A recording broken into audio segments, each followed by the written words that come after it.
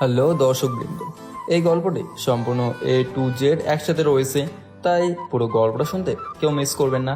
আর হ্যাঁ, মনে করে আমাদের চ্যানেলটি সাবস্ক্রাইব করবেন, সাথে লাইক, শেয়ার আর একটা কমেন্ট করেও যাবেন। ধন্যবাদ সবাইকে। প্লিজ তুই চলে যা আমার রুম থেকে, আমাকে কোনো বিপদে ফেলিস না দয়া করে।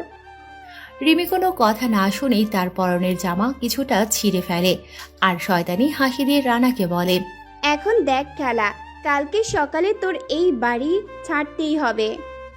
এটা বলে রিমি জোরে জোরে চিৎকার করতে থাকে, বাঁচাও বাঁচাও করে, আর বলতে থাকে, প্লিজ আমার এত বড় সর্বনাশ করিস না, আমি না তোর বোন হই। রানা রিমির কাণ্ড দেখে কিছু বলার ভাষা হারিয়ে ফেলেছে। রানা কিছু নীরবে কান্না করতেছে আর রিমি একইভাবে চিৎকার করতেছে। এতক্ষণে রানার বাড়ির সবাই রানার দরজার সামনে এসে গেছে। তারা দরজা ধাক্কা দিতেছে কিন্তু কেউই খুলতেছে না। এর ভেতর রিমি ও রানার সামনে চলে এসেছে। বাড়ির সবাই আর কিছু না ভেবেই জোরে দরজা ধাক্কা দেয়, তাই দরজা ভেঙে যায়। সাথে সাথে রিমি দৌড়ে গিয়ে তার মাকে জড়িয়ে ধরে কান্না করতে থাকে। আর রানা তখনও সেখানেই দাঁড়িয়ে আছে একইভাবে। রানা ভাবতেই পারে না তার সাথে এমন একটা ঘটনা ঘটবে। রানা জানে তার কথা কেউ বিশ্বাস করবে না, তাই রানা চুপ করে মাথা নিচু করে আছে। রানার বাবা এসে রানাকে সজোরে একটা থাপ্পড় মারে। সকালবেলা ঘুমিয়ে আছে আর্মি অফিসার রানা হাসান। তার পাশে তার ছোট্ট সোনা ঘুমিয়ে আছে, তার নাম হলো আয়শা। বয়স মাত্র 3 বছর, এখনো ভালোভাবে কথা বলতে পারে না আয়শা। রানা তার মেয়েকে নিয়ে ঘুমিয়ে আছে। তখন রানার কলিজার টুকরো তিশা এসে রানাকে ডাকতে থাকে। তিশা হলো রানার বউ, তাদের বিয়ে হয়েছে এই 4 বছর হয়েছে। তিশা এসে প্রথমে রানার কপালে একটা চুমু দিয়ে ডাকতে থাকে আস্তে আস্তে। রানা তিশার ডাকে ঘুম থেকে উঠে পড়ে। রানা ওঠার পরে তিশা রানাকে কফি দেয়, আর রানা উঠে আয়শার ঘুম যাতে না ভেঙে যায় খুব সতর্কভাবে। ছোট বাচ্চা তাই। রানা কফি খেতে খেতে তিশাকে বলে, বাবা কোথায়, অফিসে চলে গেছে নাকি? বাবা এখনো যায়নি, আছে। তুমি তো আজকে ট্রেনিং এ যাবে, তাই তোমার সাথে দেখা করে যাবে। রানা কফি শেষ করে আয়শাকে কোলে নিয়ে তিশা সহ নিচে নেমে আসে। তাদের বাড়িটা দোতলা, রানা আর তিশার রুম দোতলায়। রানা নিচে নেমে দেখে তিশার বাবা সোফায় বসে পেপার পড়ছে। রানা বাবা ডাকে তিশার বাবাকে। রানার সাথে তিশার বিয়ে হওয়ার আগে থেকেই তিশার মা নেই, মা ছোটবেলায় মারা যায়। তারপর তিশার বাবা আর বিয়ে করেনি। তিনি ভাবেন যদি তিশাকে তার নতুন মা কষ্ট দেয়, সে থাকবে অফিসে। এদিকে তার মেয়েকে যদি কষ্ট দেয় তার নতুন মা, তাহলে তো তিশার বাবা দেখবে না, তাই আর বিয়ে করেনি তিশার বাবা। তিশার মা যখন মারা যায় তখন তিশার বয়স ছিল 5 বছর। তিশার মা মারা যাবার পরে তিশার বাবা তিশাকে কখনো মায়ের অভাব বুঝতে দেয়নি। তিনি অফিসে যাওয়ার সময় তিশাকেও সাথে করে নিয়ে যেতেন। তারপর খুব যত্ন করে তিশাকে তিনি বড় করেছেন। রানা নিচে নেমে তিশার বাবার পাশে বসে তিশার বাবাকে বলে, কেমন আছো বাবা? আয়শাকে কোলে নিয়ে তিশার বাবা বলে, আমি ভালো আছি বাবা, তুমি কেমন আছো? ভালো আছি। ঈশা বললো আমার সাথে নাকি দেখা করে অফিসে যাবেন। তুমি তো ট্রেনিং এ যাবে। কতদিনের ট্রেনিং? বাবা ট্রেনিং তো 15 দিন হবে, আর আসা যাওয়া মিলে আরো 2 দিন লাগবে, গ্রামে তো তাই। তো এটা কোন জেলায় হবে ট্রেনিং? আমি বলতে পারবো না, আমার বন্ধু শুভকে বলেছি, সেজন্য সবকিছু ঠিক করে রাখে। শুভ হলো রানার বন্ধু আর রানার সহকর্মী। রানা আর শুভ একসাথে আর্মিতে যোগ দিয়েছে, সেখান থেকে তাদের পরিচয়। আর রানা যে এখন ট্রেনিংয়ে যাবে, ওটার দায়িত্ব পড়েছে রানা আর শুভর উপর। তারা 20 জন সেনাকে ট্রেনিং দেওয়ার জন্য গ্রামে নিয়ে যাবে, কিন্তু কোথায় ট্রেনিংয়ে যাবে তা রানা এখনো জানে না, জানার চেষ্টা করে না। শুভ সব জেনে রেখেছে।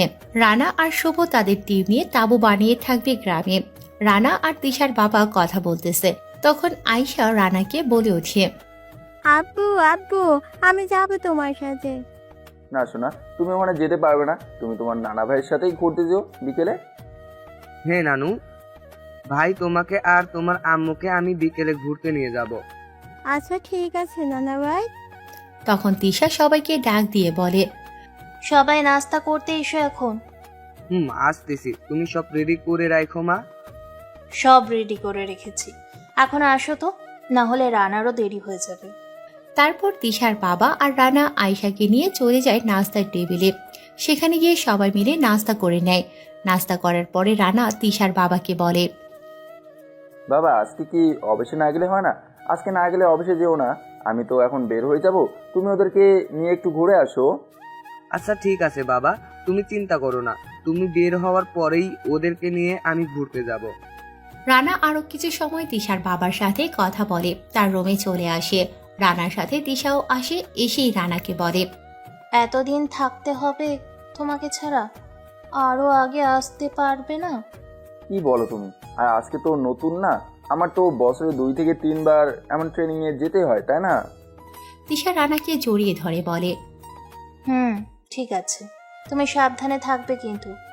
রানাও তার কলিজার টুকরোকে জড়িয়ে ধরে বলে। কেন এই খ্যাত ছেলেটাকে এত ভালোবাসো তুমি? আমি বুঝলাম না কিছু। রানার গায়ের রং কালো, তবে একদম বেশি কালো না। রানাকে তেমন একটা ভালো লাগে না, কিন্তু রানার মনটা খুব ভালো, তাই তো তিশা রানাকে এত ভালোবাসে। তিশা তার নিজের চাইতে বেশি রানাকে ভালোবাসেন। তিশা দেখতে একদম পরীর মতো সুন্দর, যে কোনো ছেলে দেখলে ফিদা হয়ে যাবে, কিন্তু তিশা শুধু রানার জন্য পাগল। তিশা রানার কথা শুনে বলে, মানুষের রূপ দেখে ভালোবাসতে নেই, এটা আমার বাবা আমাকে ছোটবেলা থেকে বলে এসেছে। আমিও বাবার কথা সবসময় মেনে এসেছি। আমি তোমার রূপ দেখে ভালোবাসি না, তোমার মন দেখে ভালোবেসেছি। রানা তিশার কপালে চুমু দিয়ে বলে। বুঝলাম পাগলি, এখন ছাড়ো, আমার তো রেডি হতে হবে নাকি?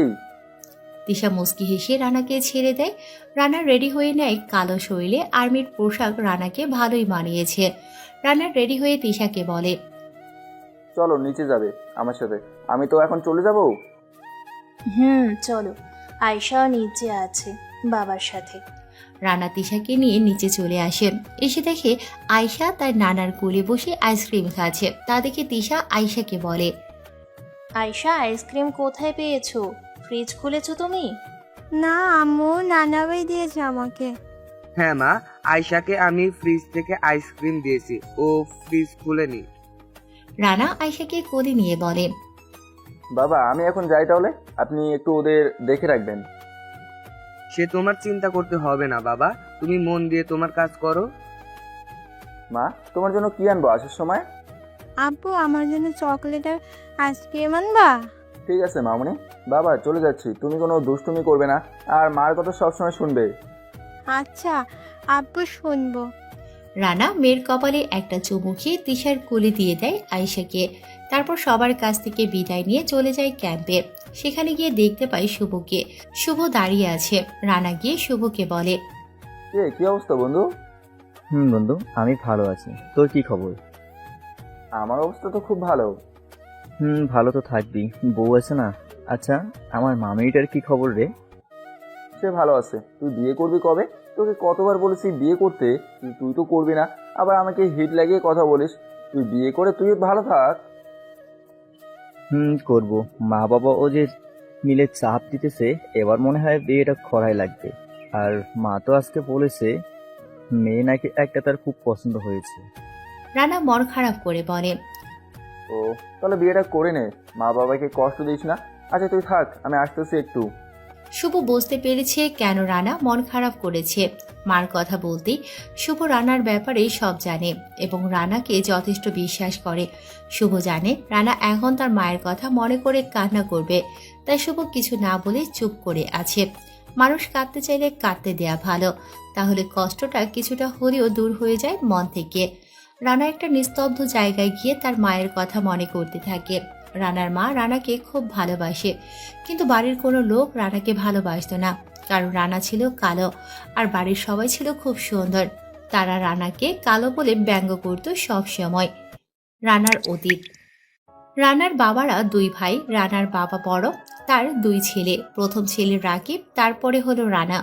আর রানার চাচার 1 মেয়ে, নাম রিমি। দেখতে মোটামুটি সুন্দর, তবে গায়ের রং ফর্সা।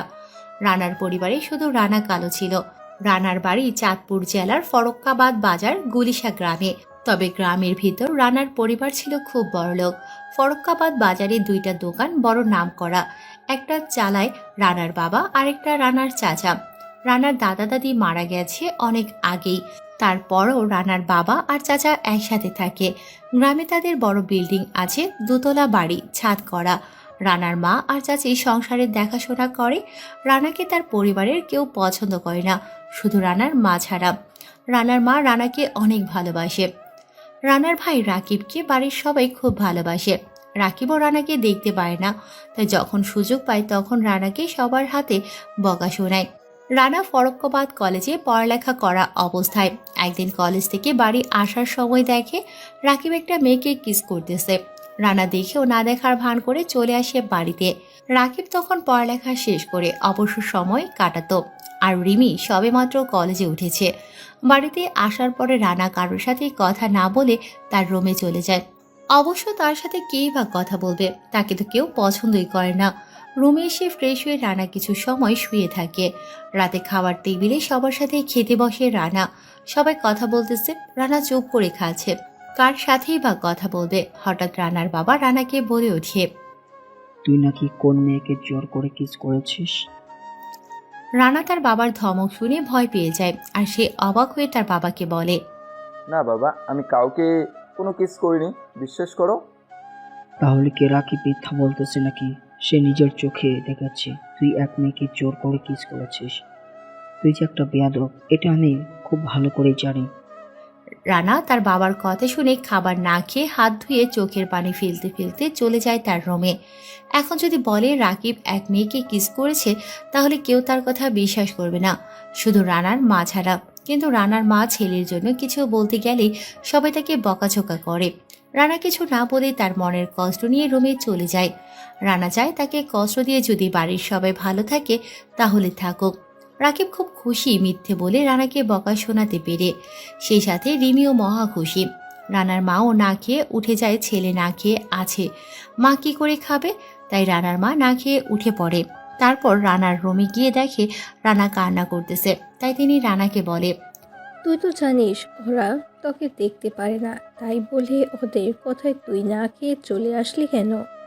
রানা কারো কণ্ঠ শুনে পেছনে তাকিয়ে দেখে তার মা, তাই সাথে সাথে মাকে জড়িয়ে ধরে কান্না করতে করতে বলে, বিশ্বাস করো মা, আমি কাউকে কিছু করিনি, ওরা সব মিথ্যা বলতেছে। আমি জানি, আমার তোর উপর খুব বিশ্বাস আছে। তোকে একটা কথা বলবো, রাখবি? মা বলো শুনি। তুই এই বাড়ি ছেড়ে চলে যা। তোকে এই বাড়ির কেউই দেখতে পারে না, তোকে কেউই পছন্দ করে না, তাই তুই চলে যা বাবা। না মা, এই কথা বলো না। সবাই আমাকে না ভালোবাসুক, তারপরও আমি তোমাকে ছেড়ে যেতে পারবো না। আমাকে এভাবে তাড়িয়ে দো না প্লিজ। রানার মা ছেলের কথা শুনে আরো বেশি করে কেঁদে ফেলে। তিনি ছেলেকে আর কিছু বলতে পারে না, তারও যে খুব কষ্ট হবে ছেলেকে ছাড়া থাকতে। কিন্তু তিনি চায় তার ছেলে এখান থেকে চলে যাক। তিনি চায় তার ছেলে কোথাও গিয়ে বড় কিছু হয়ে সবাইকে দেখিয়ে দিতে। তিনি চায় তার ছেলে সবাইকে বুঝিয়ে দেয় যে রূপ দেখে বিবেচনা করা ঠিক না, আসল হলো মানুষের মন। এভাবেই চলে যায় আরো 1 মাস। রানাকে সবাই অপমান করে, ব্যঙ্গ করে এবং কিছু থেকে কিছু হলেই বকাঝকা করে। রানার ভাই রাকিব আর রিমি দুজনেই একে অপরকে ভালোবাসে।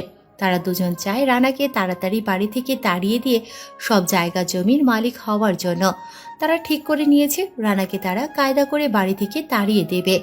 তারপর তারা দুজন বিয়ে করে সব জায়গা জমির মালিক হবে তারা দুজন। একদিন রাতে রিমি রানার ঘরে যায়। রানা তাকে দেখেই বলে, রে তুই আমার ঘরে কি করিস? কেন এসেছিস আমার ঘরে? তোর আর ঘর? কালকে থেকে এই ঘর তোর থাকবে না। রানা রিমির কথায় ভয় পেয়ে যায়। রানা বুঝতে পারছে এই মেয়ের মতলব খারাপ, তাই রানা রুম থেকে বের হতে নেয়। কিন্তু রানা বের হওয়ার আগেই রিমি গিয়ে দরজা বন্ধ করে দেয়। এটা দেখে রানা আরো বেশি ভয় পেয়ে যায় আর ভয়ে ভয়ে বলতে থাকে, প্লিজ তুই চলে যা আমার রুম থেকে, আমাকে কোনো বিপদে ফেলিস না দয়া করে।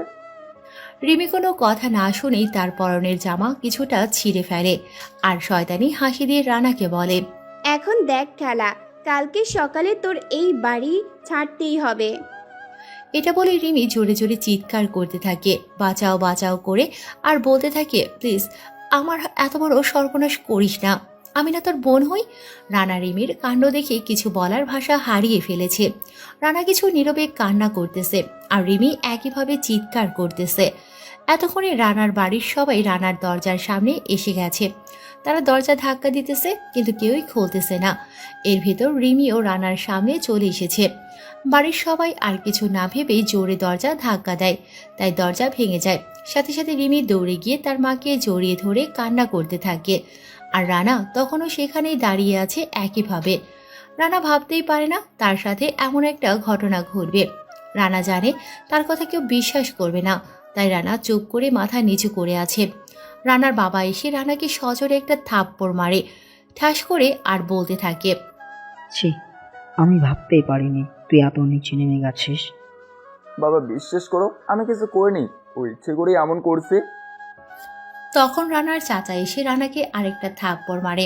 রানা থাপ্পড়ে চড়িয়ে নিচে বসে পড়ে। তখন রানার চাচা বলতে থাকে, তোর এত বড় সাহস, তুই আমার মেয়ের সর্বনাশ করতে চেয়েছিস, এখন আবার তারে মিথ্যাবাদী বলতেছিস? তাহলে আমরা ভুল দেখেছি নাকি? রানা থাপ্পড় খেয়ে ঠোঁট কেটে রক্ত পড়তেছে। তার মুখ দিয়ে এখন আর কোনো কথাই বের হচ্ছে না। তখন রানার ভাই রাকিব বলে ওঠে, বাবা, আমি ভাবতেই পারিনি আমার ভাই হয়েও এতটা খারাপ হতে পারে। তাই বলছি কি, এই বেয়াদবকে বাড়ি থেকে বের করে দাও, না হলে আবার কার সর্বনাশ করে কে জানে। তাই করব। ওর মতো বেয়াদব তো আর বাড়িতে রাখা যাবে না। ওর চেহারা যেমন কালো, তেমনি ওর মনও কালো। তাই ওকে বাড়ি থেকে বের করে দেওয়াই ভালো। রাস্তার কুকুর রাস্তায় বানায়, বাড়িতে না। রানা সবার কথা শুনে খুব কষ্ট পায় মনে। তারপরও সে এই বাড়িতে থাকতে চায়। তাই রানা তার মায়ের পা ধরে কান্না করতে করতে বলে, মা, ও মা, তুমি তো আমাকে বিশ্বাস করো, বলো না মা, আমি এসব কিচ্ছু করিনি। বিশ্বাস করো মা, আমাকে ওরা ফাঁসাতে চাইতেছে। রানার মা ঠিকই বুঝতে পারছে রানা কোনো কিছুই করেনি, তাকে ফাঁসানো হচ্ছে। তারপরও তিনি কিছু না বলে চুপ করে আছে। তিনি চায় তার ছেলে এরকম কষ্ট পাওয়ার থেকে বাড়ি ছেড়ে চলে যাক, তাহলে আর চোখের সামনে নিজের ছেলের কষ্ট দেখতে হবে না। রানা তার মাকে চুপ থাকতে দেখে আরও বেশি করে কান্না করে দেয়। রানা এবার বুঝতে পারছে যে সে আর এই বাড়িতে থাকতে পারবে না। তাই মায়ের মুখখানি একটু ভালোভাবে দেখে নেয় রানা। তখনই রানার বাবা বলে ওঠে, তোর মতো জানোয়ার আমরা আমাদের বাড়িতে রাখবো না। তুই আজকে রাতের মধ্যেই এই বাড়ি থেকে চলে যাবি। এই সবাই এসে পড়ো ওর কাছ থেকে। সবাই রানার বাবার কথা মতো রানার রুম থেকে বের হয়ে যায়। সবাই যাওয়ার পরে রানা একা একা কিছু সময় কেঁদে নেয়। রানা ভাবতে থাকে, কোথায় যাব আমি, কোথায় থাকবো আমি, কি বা খাবো আমি? ওদের কি এমন করেছি যে মিথ্যে একটা অপবাদে বাড়ি থেকে চলে যেতে হচ্ছে? রানার কাছে নিজেকে নির্দোষ প্রমাণ করার উপায় ছিল, কিন্তু সে পরিবারের সম্মানের কথা ভেবে সেটা করেনি। রানার রুমে সিসি ক্যামেরা লাগানো আছে, এটা রানা নিজেই লাগিয়েছে। কিছুদিন হলো তার রুম থেকে টাকা চুরি হয়ে যেত, তাই এটা লাগিয়েছে। পরে দেখে তার বড় ভাই রাকিব টাকা নিত। রানা যখন বাহিরে থাকে তখন রানা এখন ইচ্ছে করলে সবাইকে ক্যামেরাতে ভিডিও দেখাতে পারত, কিন্তু রানা ভাবছে এটা বাহিরের মানুষ জানতে পারলে রিমিকে নিয়ে সবাই খারাপ কথা বলবে। রানা ভাবছে এটা বাহিরের মানুষ জানতে পারলে সবাই তার পরিবারকে নিয়ে হাসাহাসি করবে, লজ্জা দেবে। তাই রানা ভিডিওর কথা কাউকে বলে না বাড়ির। তারা রানাকে পরিবারের কেউ না ভাবলেও রানা ঠিকই তাদেরকে খুব আপন ভাবত। রানা আস্তে আস্তে তার প্রয়োজনীয় জিনিসপত্র গুছিয়ে নেয়, কিছু জামা কাপড়ও নিয়ে নেয়, কলেজেরও কিছু দরকারি কাগজপত্র নিয়ে নেয়। তারপর সিসি ক্যামেরাটা খুলে সেটাও সাথে করে নিয়ে নেয়। এভাবে সব কিছু নেয়ার পরে একটা চিঠি লিখে টেবিলে রেখে দেয়। চিঠিটা লিখেছে তার মাকে নিয়ে। তারপর সব নিয়ে রুম থেকে বের হয়ে দেখে বাহিরে কেউ নেই, সবাই মনে হয় যার যার রুমে আছে। রানা ভালোভাবে পুরো বাড়িটাকে একটু চোখ বুলিয়ে নেয়, হয়তোবা ভাবতেছে আর এ বাড়িতে আসা হবে না। এই কারণে আসার সময় তার মায়ের একটা ছবি সাথে করে নিয়ে এসেছে। রাস্তা দিয়ে রানা হাঁটতেছে। রানা সিদ্ধান্ত নিয়েছে ঢাকা চলে যাবে। ঢাকা যাওয়ার মতো টাকা তার কাছে আছে, তাই রানা ঢাকার উদ্দেশ্যে চলতেছে। ফরক্কাবাদ বাজারে এসে সিএনজি করে চাঁদপুর এসে নামে, তারপর সেখান থেকে সদরঘাটে যায়। এরপরে ঢাকার একটা লঞ্চে উঠে পড়ে। রাতে 12টা বাজে লঞ্চ ছেড়ে দেওয়া হলো। রানা যে সিট ভাড়া নিয়েছে সেখানেই ঘুমিয়ে যায়। তারপর ভোরবেলা ঘুম ভেঙে যায় মানুষের কথার আওয়াজে। রানার ঘুম ভেঙে দেখে লঞ্চ ভিড়েছে, তাই আস্তে আস্তে মানুষ নামার জন্য প্রস্তুত হচ্ছে। রানাও প্রস্তুত হয়ে নেয় নামার জন্য। অন্যদিকে রানার মা সেই রাত থেকে না ঘুমিয়ে কান্না করতেছে, নামাজ পড়ে দোয়া করতেছে তার ছেলে যেখানেই যাক যেন খুব ভালো থাকে। তিনি সকালবেলা রানার রুমে গিয়ে সেই চিঠিটা পায়। তারপর চিঠিটা খুলে তিনি আরও কান্নায় ভেঙে পড়ে, কারণ চিঠিটায় লেখা ছিল, মা, আমি জানি তুমি আমার রুমে একবার হলেও আসবে, তাই তো সেই আশা নিয়ে চিঠিটা লিখে রেখেছি। আমি জানি তুমি আমাকে খুব বিশ্বাস করো, তুমি এটাও বিশ্বাস করো আমি রিমির কোনো সর্বনাশ করতে চাইনি, তারাই আমাকে ফাঁসিয়েছে কায়দা করে। হ্যাঁ মা, আমি কখনো রিমির দিকে খারাপ নজরে তাকাইনি, তাহলে কিভাবে এমন খারাপ কাজ করে যেতে পারবো? মা, শেষে একটা কথা বলি তোমাকে, তুমি আমার জন্য কষ্ট পেয়ে থেকো না। আমি আসবো আবার সফল কোনো কিছু করে, তবে এখানে থাকার জন্য নয়, তোমাকে এখান থেকে নেওয়ার জন্য। তুমি সবসময় মনে রাখবে আমি কোনো একদিন আসবো শুধু তোমাকে নেওয়ার জন্য। তাই এই চিঠিটা একটু তোমার কাছে যত্ন করে রেখে দিও। আর আমি যে রিমির সর্বনাশ করতে চাইনি এটার প্রমাণ আছে আমার কাছে। দেশে থাকলে দেখা হবে আবার। মা, ভালো থেকো। ইতি সবার অবহেলিত ছেলেটা। রানা লঞ্চ থেকে নেমে হাঁটতে থাকে উদ্দেশ্যহীনভাবে। কোথায় যাবে কি করবে সে নিজেও জানে না, তাই একমনে রাস্তা দিয়ে হেঁটে চলছে। কিছু দূর যাওয়ার পরে রানা দেখতে পায় একটা চোর এক মধ্যবয়স লোকের কাছ থেকে একটা সাইড ব্যাগ নিয়ে দৌড়ে পালিয়ে যাচ্ছে। রানা আশেপাশে তাকিয়ে দেখে সবাই নিজ নিজ কাজ করতেছে, কেউ লোকটাকে সাহায্য করার জন্য এগিয়ে আসতেছে না। লোকটা সেই চোরটার পেছন পেছন দৌড়াচ্ছে। রানা আর চুপ করে না থেকে তার ব্যাগগুলো এক সাইডে রেখে চোরটার পেছনে ছুটতে থাকে। রানা দৌড়ে খুব জোরে চোরটার পেছনে ছুটতে থাকে। একসময় রানা চোরটাকে ধরে ফেলে আর মাটিতে ফেলে দিয়ে চেপে ধরে রাখে যেন না পালাতে পারে। এর ভিতর ওই লোকটা এসে পড়ে রানার কাছে। এসে প্রথমে তার ব্যাগ নিয়ে নেয়, তারপর লোকটা পুলিশকে কল দেয়। পুলিশ কাছেই ছিল, তাই পুলিশ এসে চোরটাকে ধরে নিয়ে যায়। তখন ওই লোকটা রানাকে বলে, বাবা তোমার নাম কি? চাচা, আমার নাম রানা হাসান। আমি রাজ্জাক, সবাই আমাকে রাজ্জাক সাহেব বলে ডাকে। ঢাকাতে আমার বড় ব্যবসা আছে, ব্যাংক থেকে টাকা নিয়ে বাড়ি যাব। কখন কোথা থেকে এই চোরটা আমার সাইড ব্যাগটা নিয়ে দৌড় দেয়। আমার এই ব্যাগে 1 কোটি টাকা আছে, কিন্তু মালামাল লাগবে তাই নিয়েছি। তবে তুমি আমার যে উপকার করেছ আমি সারা জীবন মনে রাখবো। না চাচা, এভাবে বলবেন না, এটা আমার দায়িত্ব ছিল। এখানে আপনার জায়গায় অন্য কেউ হলেও আমি আগেও এই কাজ করতাম। তো বাবা তুমি থাকো কোথায়? তোমার বাবা মা কি করে? আমি ঢাকা শহরে নতুন এসেছি আজকেই। আমার বাবা আমাকে বাসা থেকে বের করে দিয়েছে। রাজ্জাক সাহেব রানার কথা শুনে অবাক হয়ে যায়। তারপর রানাকে বলে, তুমি যদি কিছু মনে না করো তাহলে তুমি আমার সাথে আমার বাড়িতে আসো, সেখানে না হয় সব শুনবো। আর তুমি অনেকটা পথ মনে হয় জার্নি করে এসেছো, তাই তোমার একটু রেস্ট নেওয়া দরকার। রানা ভাবে আসলেই তার এখন একটু রেস্ট নেওয়া দরকার, তাই রানা যাওয়ার জন্য রাজি হয়ে যায়। তারপর রাজ্জাক সাহেব সহ রানার ব্যাগ যেখানে রেখেছে সেখানে এসে ব্যাগগুলো নিয়ে নেয়। তারপর রাজ্জাক সাহেবের গাড়িতে উঠে বসে রানা। রাজ্জাক সাহেব নিজেই গাড়ি ড্রাইভ করতেছে আর রানা তার পাশে বসে আছে। রাজ্জাক সাহেব তখন ব্যাংক থেকে টাকা নিয়ে গাড়িতে ওঠার সময় ওই চোরটা তার ব্যাগ নিয়ে দৌড় দেয়। অনেকক্ষণ গাড়ি চলার পরে গাড়ি এসে থামে একটা বাড়ির সামনে।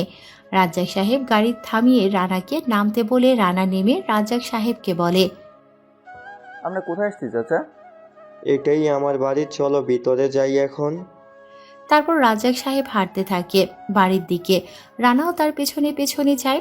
রাজ্জাক সাহেব রানাকে সোফায় বসতে দিয়ে তিনি একটা রুমে যায়।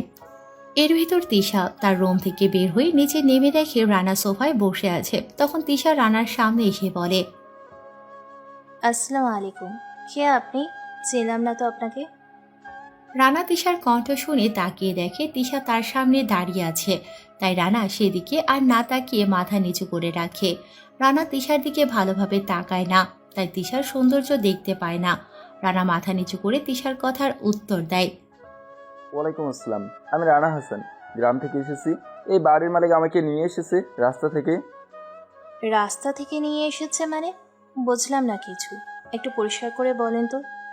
রানা কিছু বলার আগে রাজ্জাক সাহেব এসে বলে, তিশামা, আমি তোকে সব বলবো, তার আগে রানার সাথে আমার কথা আছে, তুই চুপ করে বসে থাক। তিশা বাচ্চাদের মতো চেহারা করে বলে, ঠিক আছে বাবা, তুমি কথা বলো, আমি বসে আছি চুপ করে, কিন্তু পরে আমাকে বুঝিয়ে বলতে হবে বলে দিলাম। সে তোকে বলতে হবে না, আমি তাকে বুঝিয়ে বলবো। রানা ওদের কথা শুনে মনে মনে বলে, কি মেরে এত বড় হয়েছে অথচ বাচ্চাদের মতো কথা বলে। রানার ভাবনার ভিতর তিশার বাবা রানাকে বলে, হ্যাঁ বাবা, এবার তুমি বলো, তোমাকে কেন বাসা থেকে বের করে দিয়েছে? তবে তোমার যদি আপত্তি থাকে বলতে, তাহলে বলতে হবে না। রানা একটু ভেবে তারপর বলতে শুরু করে, না চাচা, কোনো সমস্যা নেই, তবে শুনলে মনে হয় আপনারাও বিশ্বাস করতে পারেন এমন আছে, আপনারাও ভাববেন আমি দোষী। তুমি তো আগে বলো, তাহলে বুঝতে পারবো তুমি দোষী নাকি তোমার কোনো দোষ নাই। তাহলে শুনুন আমার জীবন কাহিনী। তারপর রানা নিজের জীবন কাহিনী সব বলে দিল। রানার চোখের কোণে পানি জমে আছে। রানা তার কথা শেষ করে তিশার বাবার দিকে তাকিয়ে দেখে তার চোখে পানি এসে গেছে। তখন তিশা বলে ওঠে, বাবা, তুমি বলেছ আমি যেন কথা না বলি, কিন্তু এখন বলা লাগতেছে। আচ্ছা, আপনার কাছে তো সিসি ক্যামেরার ভিডিও ছিল, ওটা কি আমাদেরকে একটু দেখাতে পারবেন?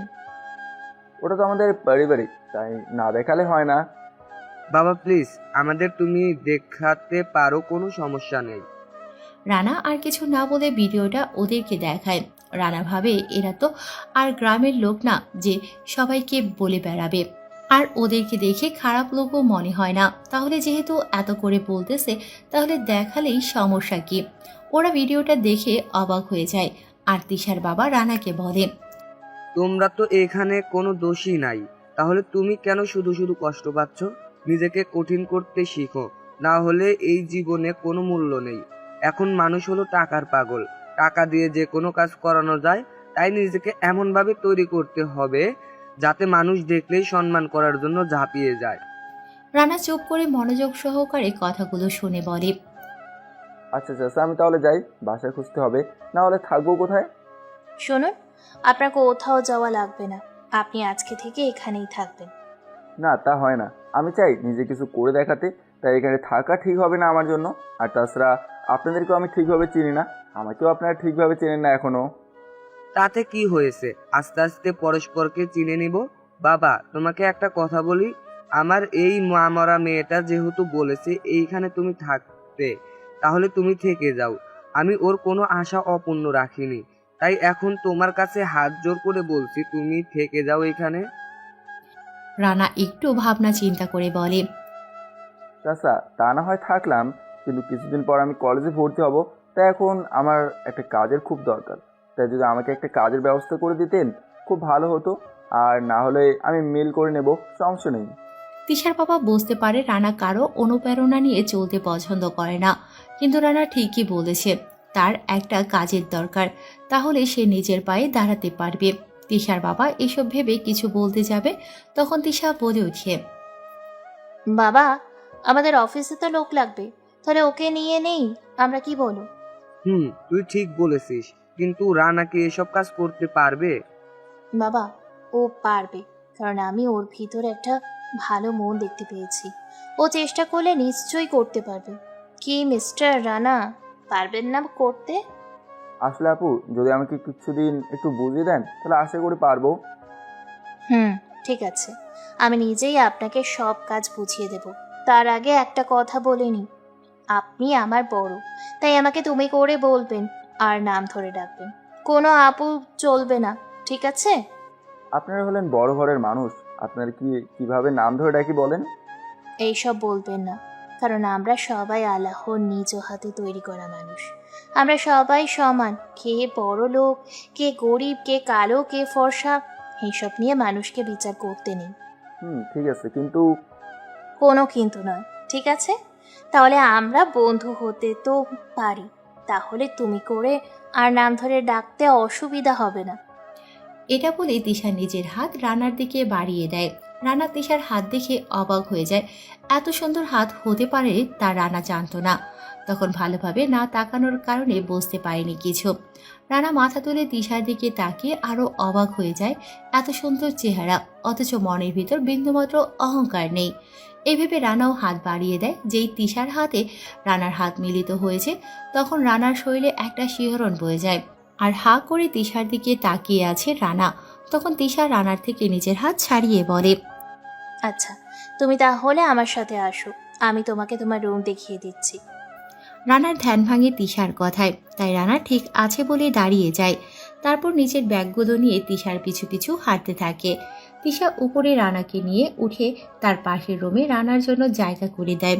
রানা রুমে ঢুকে অবাক হয়ে যায়, এত সুন্দর রুম সে এর আগে আর দেখেনি। রুমটা অনেক সুন্দর। তখন পেছন থেকে তিশা রানাকে বলে ওঠে, তোমার রুম পছন্দ হয়েছে কি? পছন্দ হবে না কেন, খুব সুন্দর রুম, আমার খুব পছন্দ হয়েছে। আরও একটু কথা বলে তিশা চলে যায় তার রুমে। আর রানা ভাবে তাহলে পৃথিবীতে এখনো ভালো মানুষ আছে, আমি তো ভাবছি নেই। রানা ভাবতেছে, তখন রানা শুনতে পায় তিশা বলতেছে ফ্রেশ হয়ে নিতে, সবাই একসাথে নাস্তা করবে। রানা ঠিক আছে বলে ব্যাগ রেখে ফ্রেশ হয়ে নেয়। তারপর রুমেই বসে আছে, তখন তিশা এসে রানাকে ডাক দেয়। তাই রানা তিশার সাথে সাথে যায়। এতক্ষণে রানারও অনেক খিদে পেয়ে গেছে। রানা আর তিশার নাস্তা করতে বসে, তিশার বাবা নেই, তাই রানা বলে, আচ্ছা তোমার বাবা কোথায়? সে নাস্তা করবে না? বাবা সেই সকালেই নাস্তা করেছে, নাস্তা করে ব্যাংকে গিয়েছে টাকার জন্য।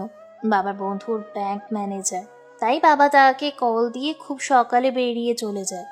আর এখন সেই টাকা নিতে গেছে জমা দেওয়ার জন্য। কিছু মালামাল লাগবে অফিসের জন্য, তাই। রানাও আর কোনো কথা বলল না। তিশা রানাকে নাস্তা দেয়, সে নিজেও নাস্তা নেয়। তারপর তারা দুজনেই একসাথে নাস্তা করে নেয়। নাস্তা করার পরে দুজনে একটু গল্প করে তখন তিশা রানাকে বলে, আচ্ছা তাহলে তুমি বাড়িতে থাকো, আর কাজের লোক আছে বাড়িতে, কিছু লাগলে তাদেরকে বলিও। আমি এখন অফিসে যাব, তাই। আচ্ছা তাহলে আমিও যাব। আমি তো অফিসে জয়েন করব, তাই আমি এখন তোমার সাথে গিয়ে দেখবো কেমন। কিন্তু তুমি আজকে মাত্র এসেছো, তাই আজকে রেস্ট করো, কালকে অফিসে নিয়ে যাব তোমাকে। ঠিক আছে, আর তোমরা কখন বাসায় ফিরবে? আজকে অফিস করব না, তবে কিছু কাজ আছে, ওইগুলো দুপুরে আগে শেষ করে চলে আসব। তোমার সাথে বাড়িতে গল্প করব, আর বাবা আসতে সন্ধ্যা হবে। রানা ঠিক আছে বলে রুমে চলে যায়। গিয়ে তার সব কিছু সুন্দরভাবে গুছিয়ে নেয়, কারণ এখন থেকে এখানেই থাকা লাগবে রানার। আর তিশাও অফিসে চলে যায়। গিয়ে তার কাজে মন বসায় তিশা। দেখতে দেখতে দুপুর হয়ে যায়। তিশা অফিস থেকে এসে গোসল করে রানার সাথে কথা বলতে থাকে। রানার কি ভালো লাগে, কি কি পছন্দ সব জেনে নিয়েছে।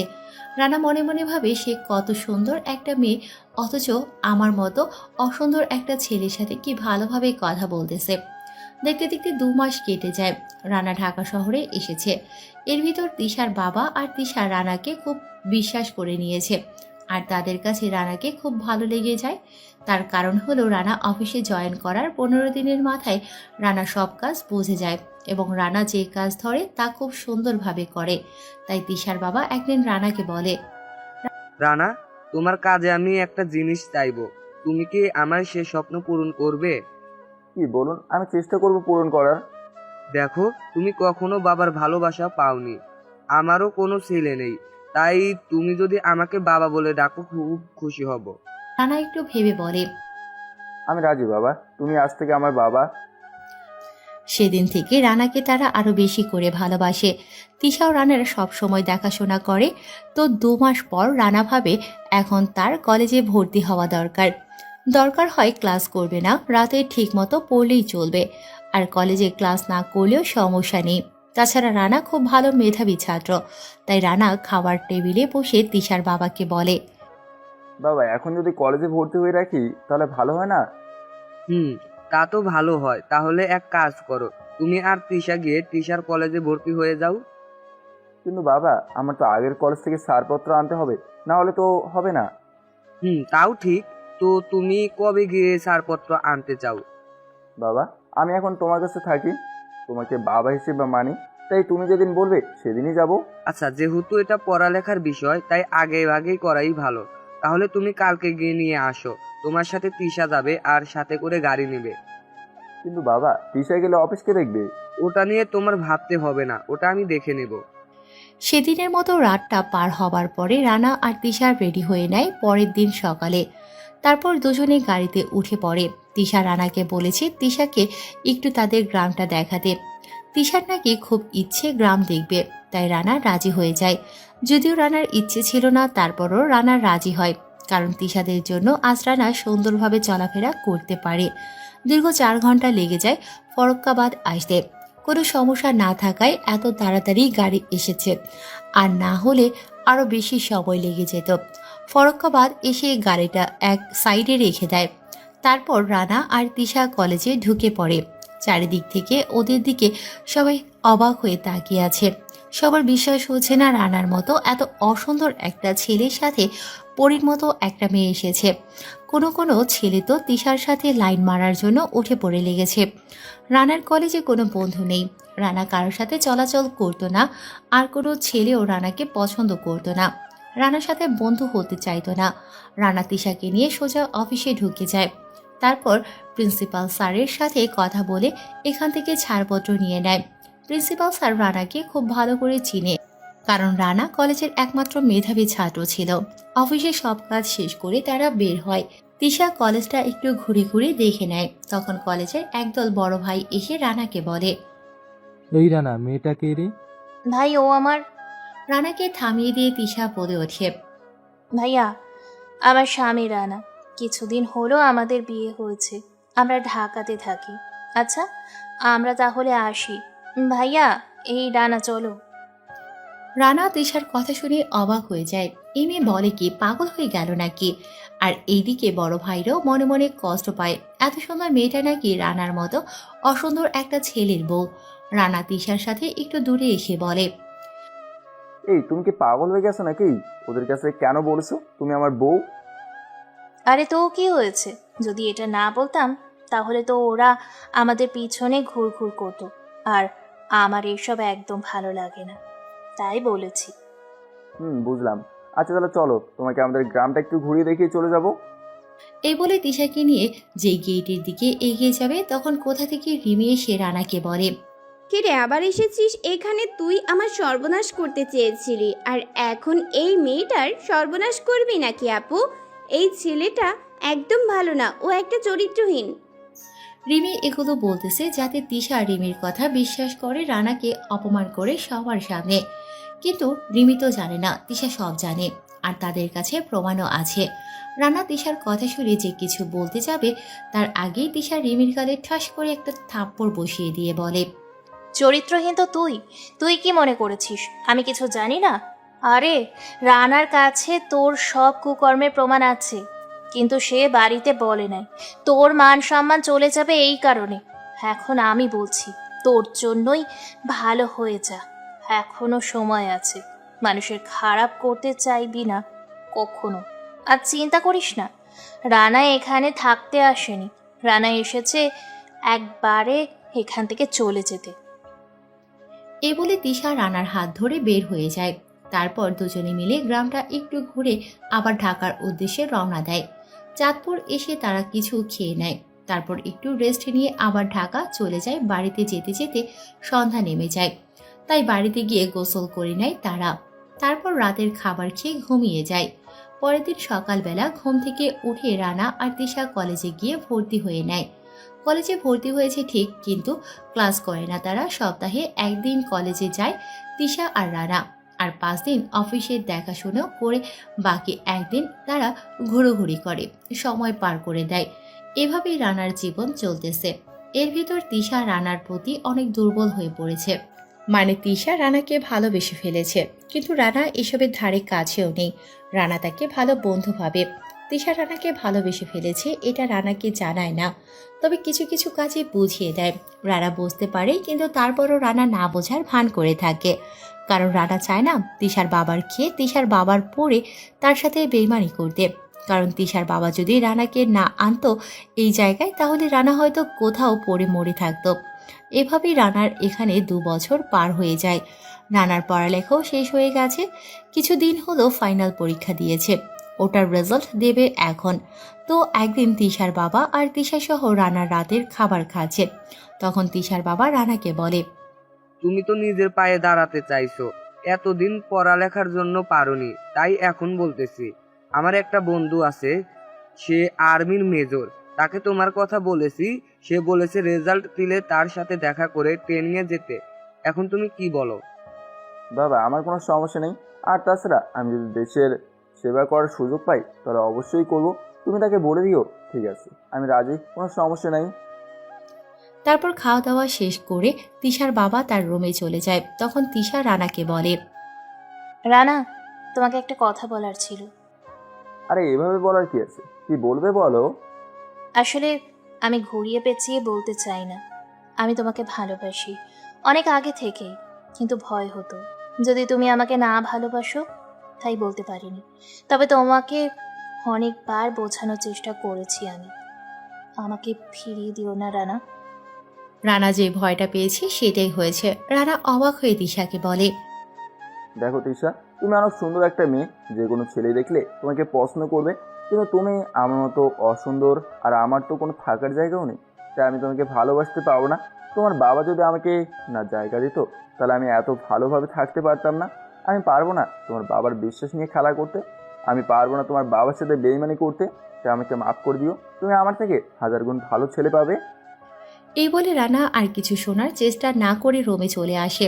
আর অন্যদিকে তিশার বাবা তিশা আর রানার সব কথা শুনে খুব খুশি হয়, কারণ তিশার বাবা রানাকে খুবই পছন্দ করে ফেলেছে। তিনি আগেই ভেবে রেখেছে এই ব্যাপারেই, কিন্তু তিনি মনে করেছে তিশা রানাকে পছন্দ করবে না। এখন দেখে তিশা রানাকে পছন্দ করে, তাই তিনি তিশার কাছে যায়, গিয়ে তিশাকে বলে, তুমি কি রানাকে সত্যিই ভালোবাসিস? তুই কি রানাকে সত্যিই ভালোবাসিস, নাকি পরে আবার বলবি এমনি সময় কাটানোর জন্য এমন করেছিস? বাবা, আমি সত্যিই রানাকে ভালোবেসে ফেলেছি। আমি জানি রানাও আমাকে পছন্দ করে, কিন্তু তোমার জন্য বলে না, কারণ সে সত্যিই চায় না তোমার মনে কষ্ট দিতে। রানাকে বিয়ে করে তার পাশে সারা জীবন থাকতে পারবি, নাকি পরে বলবি রানা কালো, রানা অসুন্দর, তার সাথে থাকতে পারবো না? বাবা, আমি কখনো কাউকে ভালোবাসিনি, শুধু রানাকে ভালোবেসেছি। আর তুমি নিজেই আমাকে বলেছ মানুষের রূপ দেখে নয়, মন দেখে ভালোবাসতে। আমি রানার মাঝে সেই ভালো মনটা দেখতে পেরেছি। শোন, কান্না করিস না, আমি নিজে রানার সাথে কথা বলবো। সত্যি বাবা, তুমি রানার সাথে আমার বিয়ে নিয়ে কথা বলবে? বলবো। তোমার কোনো চাওয়া পাওয়া তো কখনো অপূর্ণ রাখিনি আমি। আর রানাকে আমারও খুব পছন্দ। বাবা, তোমাকে অনেক ধন্যবাদ। তুমি পৃথিবীর সবচেয়ে ভালো বাবা। Love you. এটা বলে তিশা হাসতে হাসতে তার রুমের দিকে দৌড়ে চলে যায়। আর অন্যদিকে তিশার বাবা রানার রুমে গিয়ে দেখে রানা চুপ করে বসে কিছু একটা ভাবতেছে। রানা ভাবতেছে তিশা যেটা বলেছে এটা কি ঠিক হতে পারে? ঠিক, কারণ আমিও তাকে পছন্দ করে ফেলেছি কিছুটা, কিন্তু এটা করা আমার পক্ষে সম্ভব নয়, কারণ যে আমাকে ঠাঁই দিয়েছে তার বুকে ছুরি মারতে পারবো না আমি কিছুতেই বাবার এত বড় সর্বনাশ করব না। দরকার হলে এখান থেকে অন্য কোথাও চলে যাব, কষ্ট হলেও অন্য জায়গায় চলে যাব। রানা এসব ভাবতেছে, তখন রানা কারো হাতের ছোঁয়া পায় পিঠে, তাই রানা পিছনে ফিরে দেখে তিশার বাবা। রানা যেই কিছু বলতে যাবে তার আগেই তিশার বাবা বলে, আমার মেয়েটা না তোমাকে সত্যি ভালোবাসে। আমি তার বাবা, আমি সব বুঝতে পারি। তুমি হয়তো ভাবতে পারো যে আমি বাবা হয়ে কিভাবে এটা বলতে পেরেছি, তাহলে আমি বলবো আমিও তোমাকে অনেক পছন্দ করি। আর আজকে একটু আগে তোমার কথা শুনে আরো বেশি পছন্দ করে ফেলেছি তোমাকে। আমি ধন্য হব তোমার হাতে আমার মেয়েকে তুলে দিতে পারলে, কারণ তুমি অনেক দায়িত্ববান, তোমাকে বিশ্বাস করা যায়। আমি চাই তুমি আমার মেয়েকে বিয়ে করো, এতে আমার কোনো আপত্তি নেই, বরং আরো খুশি হব। কিন্তু জীবনটা তোমার, তাই তুমি ঠিক করো কি করবে তুমি। আমি তোমার উপর কোনো জোর করব না, তোমার যেটা ভালো মনে হয় ওটাই করো। 2 দিন ভালো করে ভেবে আমাকে জানিও, কেমন? আমি এখন আসি, তুমি এখন ঘুমাও, সকালে না হয় এ নিয়ে ভাবা যাবে। তিশার বাবা কথাগুলো বলে চলে যায়। আর রানা পুরো অবাক হয়ে থপ করে খাটে বসে পড়ে। রানা ভাবতে শুরু করে, আমি কি শুনলাম? আমি তো বিশ্বাস করতে পারছি না বাবা এমন কথা বলল। কিন্তু আমার জন্য যদি তিশার সুন্দর জীবনটা নষ্ট হয়ে যায়, না দেখি তিশার সাথে কথা বলে বোঝাতে পারি কিনা তাকে। এই ভেবে রানা তিশার রুমের সামনে যায়, গিয়ে দরজায় নক করে আওয়াজ করলে তিশা বলে, কে? দরজা খোলা আছে, আসতে পারো। রানা ভেতরে ঢুকে তিশার সামনে গিয়ে দাঁড়ায়। তিশা অবাক হয়ে রানাকে বলে, আরে তুমি বসো বসো। তো কি ভাবলে, আমাকে বিয়ে করবে তো? দেখো, আমি এখানে বসতে আসিনি, আমি এসেছি তোমার সাথে কিছু জরুরি কথা বলতে। সমস্যা নেই, বলো। তুমি কি সত্যি আমাকে ভালোবাসো? আমি সত্যিই তোমাকে ভালোবেসি। বিশ্বাস করো, তোমাকে অনেক বেশি ভালোবেসে ফেলেছি। আচ্ছা, তুমি কি পারবে আমার মতো পরিচয়হীন এবং অসুন্দর একটা ছেলের সাথে সারা জীবন কাটাতে? আর আমার তো কোনো বাড়ি ঘরও নেই যে তোমাকে রাখবো। কে বলেছে তোমার পরিচয় নেই?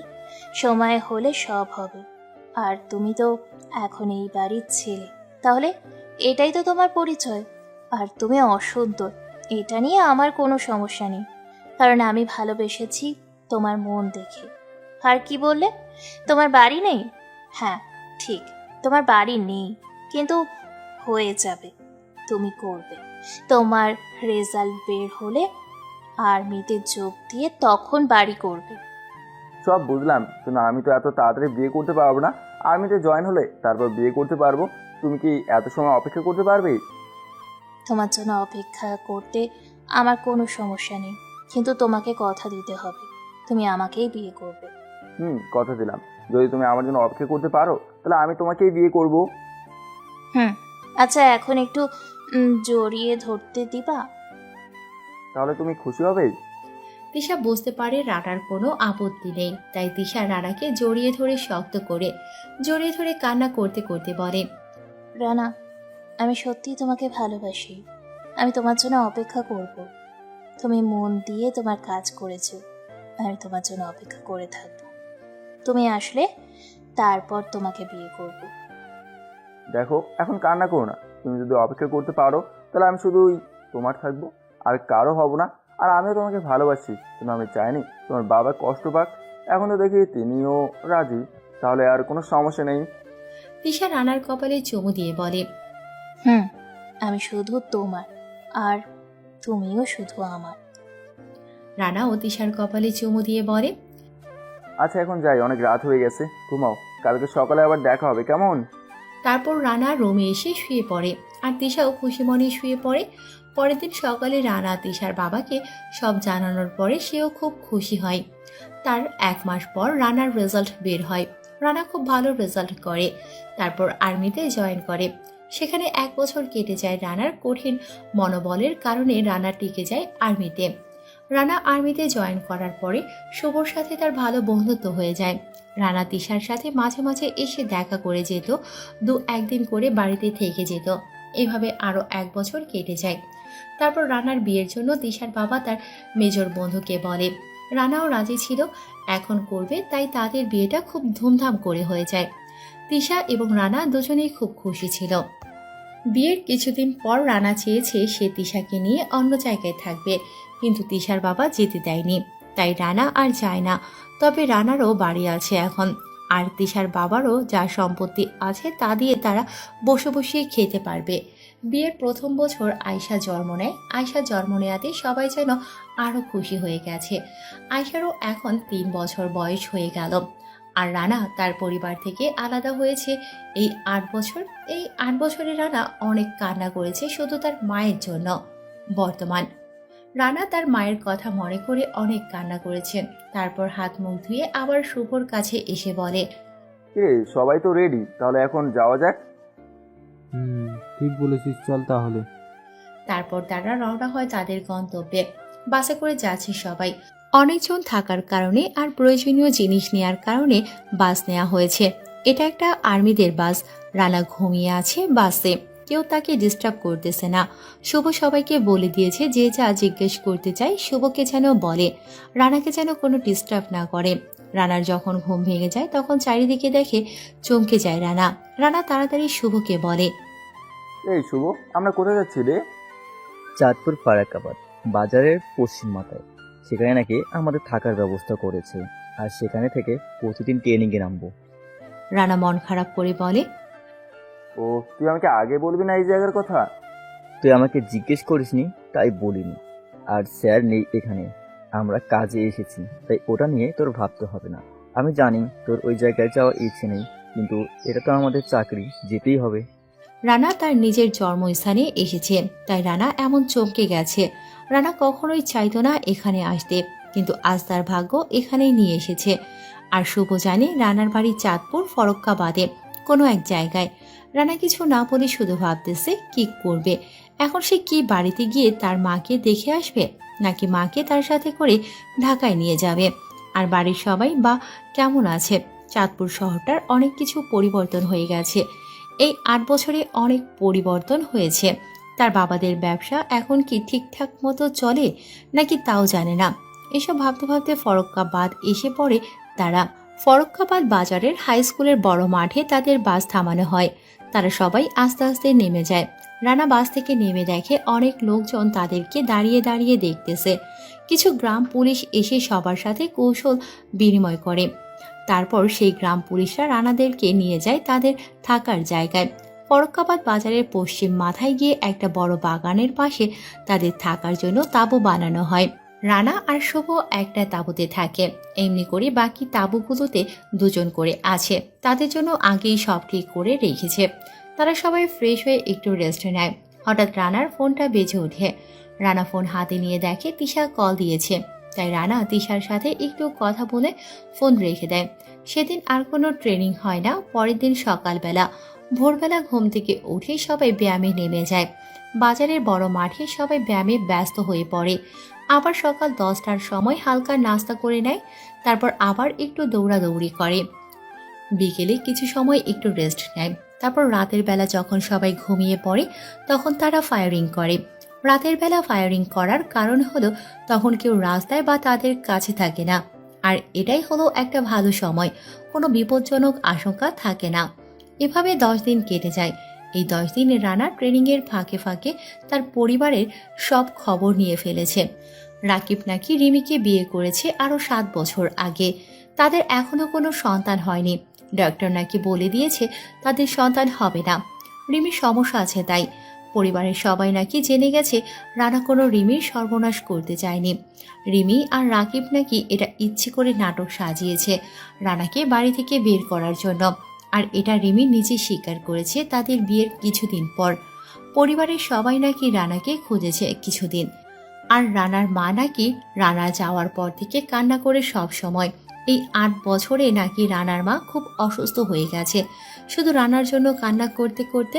রানার পরিবার চায় রানার কাছে মাপ চেয়ে ভালো হওয়ার জন্য। কিন্তু তারা জানেও না রানা কখনো ফিরে আসবে নাকি। হ্যাঁ, রানা ও বাড়িতে যাবে, কিন্তু তার মাকে নিয়ে যেতে। রানা ঠিক করেছে তার মাকে নিয়ে যাবে তার সাথে করে। 11 দিনের কালে রানা বসে আছে, পাশে শুভ বসে আছে আর সবাই রেস্ট নিচ্ছে। তখন কোথা থেকে রানার ভাই রাকিব এসে রানাকে বলে, রানা, তুই কেমন আছিস ভাই? এতদিন কোথায় ছিলি তুই? রানা দেখে তার বড় ভাই, কিন্তু রানা এখন এদের সাথে কথা বলবে না। তাই রানা বলে ওঠে, আরে কে আপনি আর আমার নাম ধরে ডাকছেন কোন সাহসে? রানা, আমি তোর ভাই রাকিব। আমি তোকে ইচ্ছে করে বাড়ি থেকে বের করে দিয়েছি, কিন্তু পরে বুঝতে পারছি আমি কত বড় পাপ করেছি। আমাকে তুই মাফ করে দে। এখান দিয়ে যাওয়ার সময় তোকে দেখে আমি চিনতে পেরেছি আমি আর এমন কাজ করব না। তুই আমাকে মাফ করে দে ভাই। জানিস বাড়ির সবাই তোকে খুঁজছে। যখন সব সত্যি কথা জানতে পারছে, আর মা তো শুধু তোর জন্য এখনো কান্না করে। তুই চলে আয়, বিনিময়ে তুই আমাকে যা শাস্তি দিবি আমি সব মাথা পেতে নেব। রানা সব শুনে তারপরও রাগ দেখিয়ে রাকিবকে বলে, দেখেন, আপনি ভুল ভাবছেন। আমি কোনো আপনার ভাই না, আর আমাকে ডিস্টার্ব করবেন না। এই চাচা, এনাকে এখান থেকে বিদায় করুন। আমি এখন একটু ঘুমাবো, কেউ যেন ডিস্টার্ব না করে আমাকে। এটা বলে রানা অন্য জায়গায় গিয়ে বসে পড়ে। আর রাকিব অবাক হয়ে তাকিয়ে আছে রানার দিকে। একটু পরে গ্রাম পুলিশ এসে রাকিবকে তাড়িয়ে দেয়। রাকিব কান্না করতে করতে বাড়িতে চলে যায়। বাড়ির সবাই রাকিবকে দেখে অবাক হয়ে যায়। তখন রানার বাবা রাকিবকে জিজ্ঞেস করে, কিরে, এভাবে কান্না করছিস কেন? তুই তো ছোট্ট বাচ্চা না, কি হয়েছে বল? এর মধ্যে বাড়ির সবাই এক হয়ে গেছে। তখন রাকিব এক এক করে সব কথা বলে সবাইকে। এসব শুনে সবাই খুব অবাক হয়ে যায়। তখন রানার চাচা বলে, ভাই, আমার মনে হয় রানার কাছে মাপ চাওয়া দরকার আমাদের সবার, কারণ আমরা তার সাথে দিনের পর দিন অনেক অন্যায় করে এসেছি। রানার বাবার মনও তাই চায়, রানার কাছে মাপ চেয়ে তাকে আবার এ বাড়িতে ফিরিয়ে আনতে। তখন রানার বাবা বলে, তা না হয় করলাম, কিন্তু একটা জিনিস মাথায় আসছে না, রানা কিভাবে আর্মিতে জয়েন হলো? ভাই, হতে পারে কোনো ভালো লোকের কাছে রানা ছিল, তার হাত ধরে এতটুকুতে এসেছে। আর রানার কাছ থেকে তো জানতে পারবো, তাই না? আচ্ছা, তাহলে চল দেখি রানা আমাদের মাফ করে কিনা। তার সাথে যে অন্যায় করেছি, আমি তার বাবা হয়ে মনে হয় না আমাকে সে মাফ করবে। পৃথিবীতে মনে হয় একমাত্র আমি আছে যে তার ছেলেকে আদর তো দূরের কথা, ভালোভাবে কথাই বলিনি। ভাই, এসব কথা এখন বাদ দেন। আমরা সবাই তো ওর সাথে খারাপ ব্যবহার করেছি। এখন দেখি কি হয়, আমরা যাই আগে। আচ্ছা তাহলে চল। রাকিব তুই যাবি? হুম বাবা, যাবো আমি। বাবা আমিও যাব, চলো। তখন রানার চাচি বলে ওঠে, আমিও যাব। কিন্তু রানার মা চুপ করে এক জায়গায় দাঁড়িয়ে আছে। তখন রানার বাবা বলে, বাড়ির সবাই যাবে, তুমি যাবে না? না, আমি যাব না। আমি কখনো আমার ছেলেকে দেখতে যাব না। সে নিজেই আসবে আমার কাছে। আর আমি খুব ভালো করেই জানি রানা তোমাদের সাথে আসবে না। রানা এই বাড়িতে আসবে শুধু আমাকে নেওয়ার জন্য। যেদিন রানা আসবে সেদিন আমি রানার সাথেই চলে যাব। তাই এখন আমার যাওয়ার দরকার নেই। তোমরা সবাই তার সাথে অন্যায় করেছো, তোমরা যাও। রানার মার কথা শুনে কেউ কোনো কথা বলল না। সবাই চুপ করে বাড়ি থেকে বের হয়ে যায়। কি বা বলবে, তাকে বলার মতো কোনো ভাষাই তো নেই তাদের কাছে। তারা চলে যায় রানা যেখানে ট্রেনিং করতেছিল সেখানে। কিন্তু তারা রানার সাথে কোনো কথা বলতে পারেনি। তারা রানাকে দেখে চিনতে পেরেছে। রানাও তাদেরকে দেখেছে, তবুও না দেখার ভান করেছিল। তারা গ্রাম পুলিশকে অনেক করে বলেছে রানার সাথে একবার কথা বলে চলে যাবে। কিন্তু রানা বলে দিয়েছে ট্রেনিংয়ের সময় রানা কারোর সাথে কথা বলতে পারবে না। তাই ওরা কেউ রানার সাথে কথা বলতে পারেনি। তারপরের দিন সকালবেলা রানা বসে আছে তাঁবুর কাছে। তখন আবার রানার বাড়ির লোক আসে। তারা সবাই রানার সামনে গিয়ে দাঁড়ায়। রানা মাথা তুলে তাদেরকে দেখে বলে, কি চাই? কেন এসেছেন? কোনো দরকার? রানার এমন কথায় সবাই একটুও অবাক হয় না, কারণ তারা জানে রানা এমন ধরনের কথা বলবেই। রানাকে তারা যে কষ্ট দিয়েছে এসব রানা বলতেই পারে, এতে অবাক হওয়ার কিছু নেই। তখন রানার বাবা রানাকে বলে, তুই এতদিন কোথায় ছিলি বাবা? তোকে কত খুঁজেছি তুই জানিস? কি বলছেন আপনি? আমাকে কেন খুঁজতে যাবেন? আজব তো।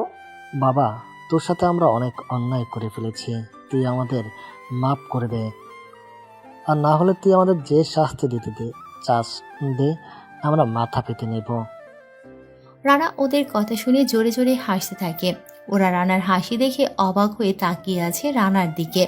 তখন রানা সবাইকে বলে ওঠে, শোনেন, আমার আপনাদের কারো উপর কোনো রাগ অভিমান নেই, কিন্তু আপনাদের সাথে আমার একটা সম্পর্ক ছিল, তা ভুলে গেছি। তা আপনারা এখন চলে যান, আমার সাথে আপনাদের কোনো পরিচয় নেই। রানার এমন ধরনের কথা শুনে রিমি কান্না করতে করতে রানার পা ধরে আর বলতে থাকে, রানা প্লিজ, আমরা আমাদের সব ভুল বুঝতে পারছি, এখন আমাদের সাথে চলো। জানো, তোমার সাথে এমন অন্যায় করার কারণে মনে হয় আল্লাহ আমাকে কোনো সন্তান দিচ্ছে না। আচ্ছা, আমাদেরকে মাফ করে দিয়ে আবার বাড়িতে আসতে পারবে না তুমি? রানা রিমির কাছ থেকে নিজের পা ছাড়িয়ে সবাইকে উদ্দেশ্য করে অন্যদিকে মুখ ঘুরিয়ে রাগী গলায় বলে, আমি বললাম না আপনাদের সাথে আমার কোনো সম্পর্ক নেই, তাহলে কেন দাঁড়িয়ে আছেন? চলে যান এখান থেকে, নাহলে কিন্তু খুব খারাপ হয়ে যাবে বলে দিলাম। রানার এমন কথায় সবাই একটু ভয় পেয়ে যায়। তাই কোনো উপায় না পেয়ে সবাই হতাশ হয়ে বাড়িতে চলে যায়। তারা যাওয়ার পর রানার ফোনে তিশা কল দেয়। রানা তিশার কল পেয়ে কল ধরে বলে, কেমন আছো? খেয়েছো কিছু?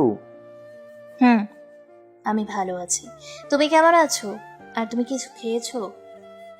ভালো আছি, আর খাবো একটু পরে। আমার সোনা পাখি কোথায়, কি করে? বাবার সাথে বসে বসে কার্টুন দেখতেছি। জানো, আজকে না আমার পরিবারের সবাই আমার কাছে এসেছে। তিশা জানে রানা যে এখানে এসেছে কাজের জন্য। রানা নিজেই বলেছে। তিশা বলে, তাই নাকি? তো এসে কি বললো? রানা তিশাকে একটু আগে যা যা হয়েছে সবকিছু বলল। তা শুনে তিশা বলল, বুঝতে পারছি। আচ্ছা, মাকে নিয়ে আসবে না আসার সময়? একবার যখন এসেছি এখানে, তাহলে মাকে নিয়েই ফিরবো আমার সাথে করে। তাই করো। আমারও মায়ের আদর পেতে খুব ইচ্ছে করে। আমার তো মা সেই ছোটবেলায় মারা গেছে।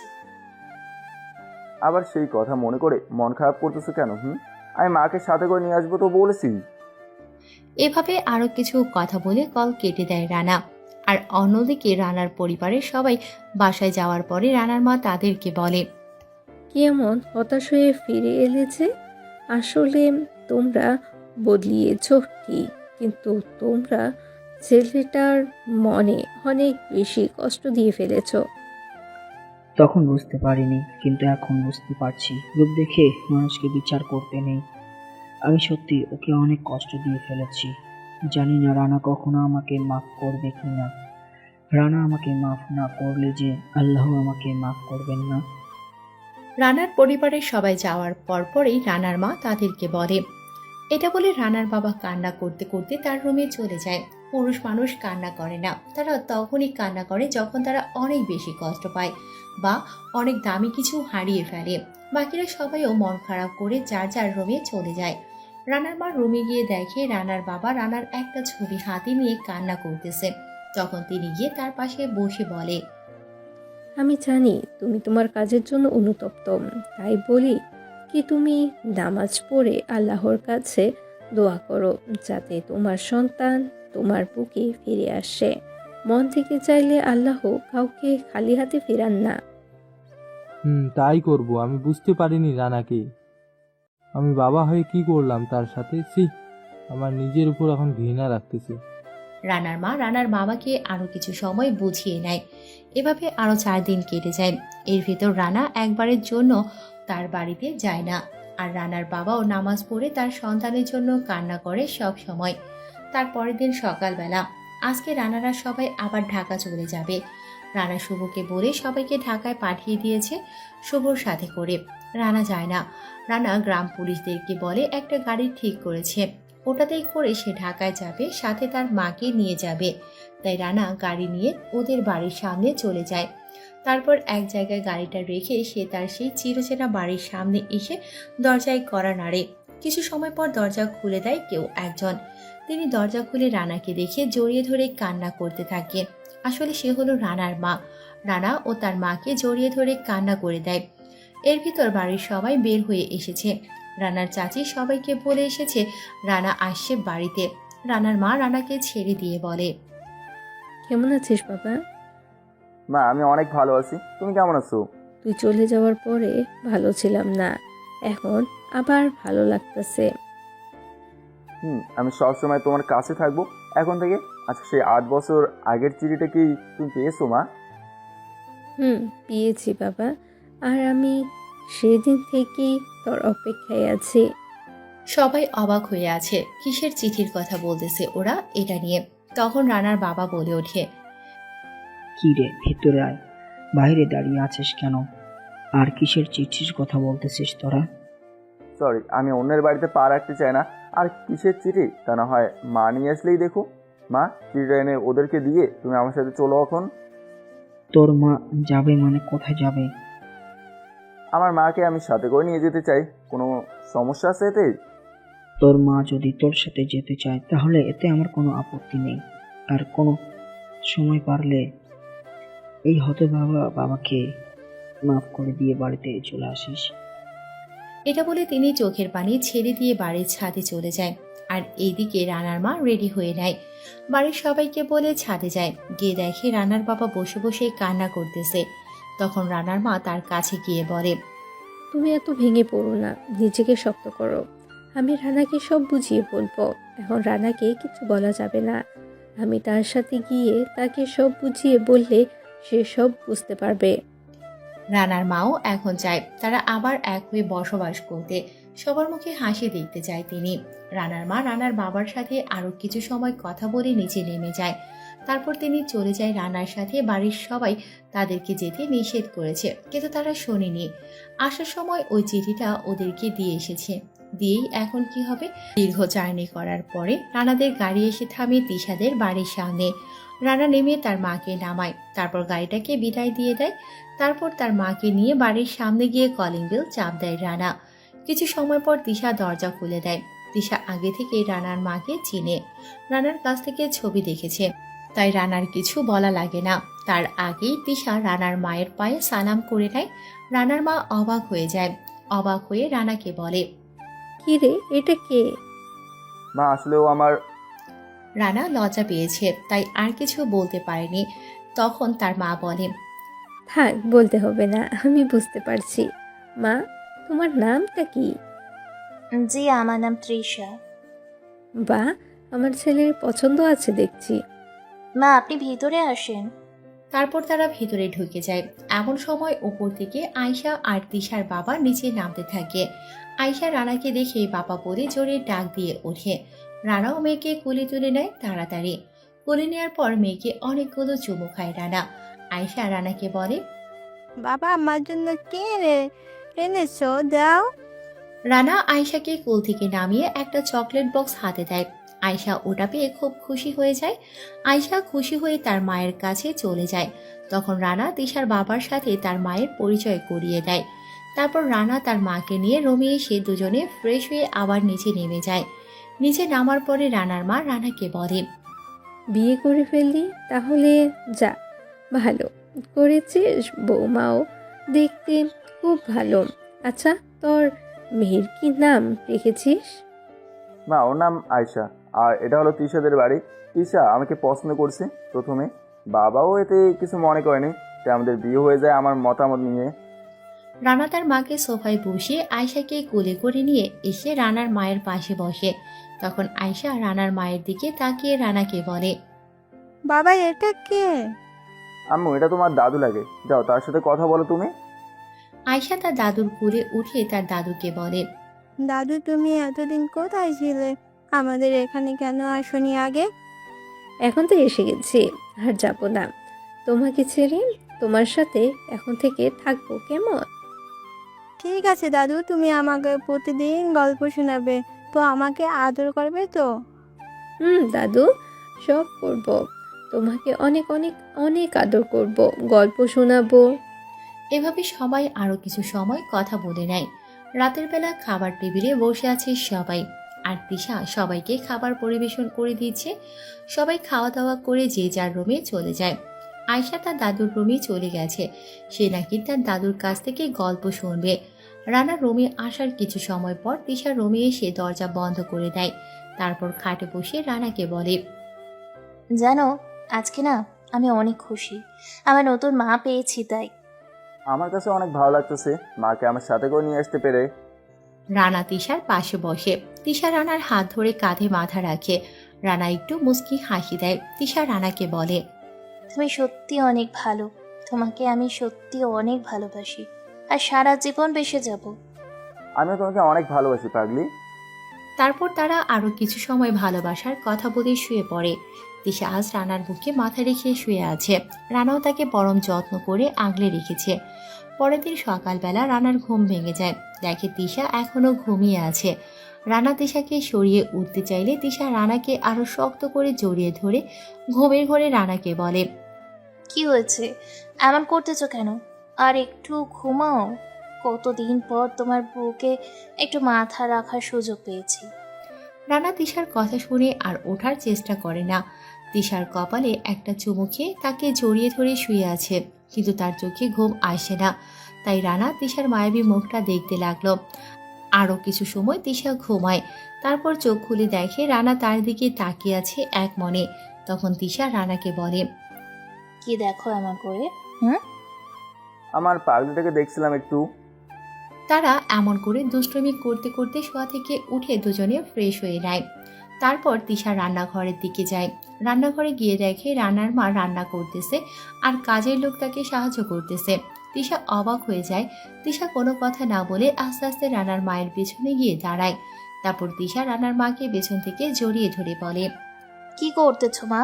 তুমি কেন রান্নাঘরে আসতে গেলে? আরে, তুমি এভাবে কেউ আচমকা জড়িয়ে ধরে? আমি তো ভয় পেয়ে গিয়েছিলাম তো। ঠিক আছে, আর করব না। আচ্ছা, তোমাকে কে বলেছে রান্নাঘরে আসতে? আমি আছি তো, আমি থাকতে আমার মা কেন কষ্ট করবে? ছেলেটা কত বছর হলো আমার হাতে রান্না খায় না, তাই ভাবলাম আজকে না হয় আমি রান্না করি। আর সমস্যা নেই, আমার রান্না করতে ভালো লাগে, এসব কোনো ব্যাপারই না। তিশা মুচকি হাসে, আর কিছু বলে না। তারপর রানার মা আর তিশা মিলে একসাথে রান্না করে আর তারা কথা বলতে থাকে। অন্যদিকে রানা আয়শা যে রুমে ঘুমিয়েছে ওখানে গিয়ে দেখে আয়শা ঘুমিয়ে আছে। রানা আয়শাকে খুব যত্ন করে ঘুম থেকে জাগিয়ে তোলে। তারপর রানা আয়শাকে ফ্রেশ করিয়ে কোলে করে নিচে নেমে যায়। নিচে নামার পরে রানা তিশাকে ডাক দেয়। তিশা এসে রানাকে জিজ্ঞেস করে কি হয়েছে। তখন রানা তিশাকে বলে আয়শাকে সাথে নিয়ে বাড়ি থেকে বের হয়ে যায়। তারপর আয়শাকে নিয়ে কিছু সময় ঘোরাঘুরি করে আবার বাসায় চলে আসে। তারপর সবাই একসাথে নাস্তা করে নেয়। রানা তো তার মায়ের হাতের রান্না খেয়ে পুরো খুশি হয়ে গেছে। এত বছর পর মায়ের হাতের রান্না, সেই আগের মতোই স্বাদ আছে এই হাতে। কেটে যায় আরও 1টি বছর।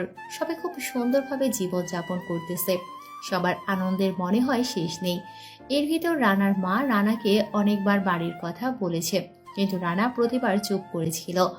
একদিন রানা গিয়েছে তাদের সেনানিবাসের কার্যালয়ে, আর তিশার বাবা তার অফিসে গিয়েছে।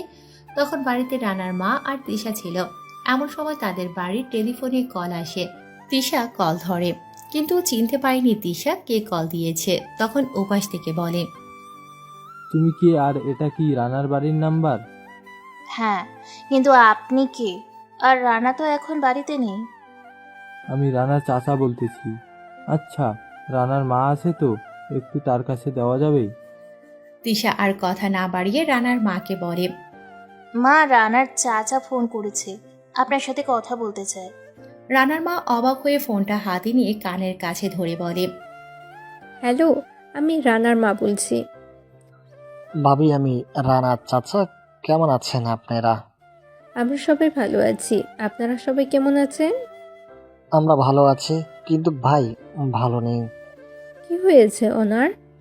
আপনারা যাওয়ার পর থেকে খাওয়া দাওয়া বন্ধ করে দিয়েছে, তাই শরীর খারাপ ছিল। আজকে সকালে আরো হঠাৎ করে অসুস্থ হয়ে যায়, তাই এখন চাঁদপুর হসপিটালে নেওয়া হয়েছে। কি বলেন এসব?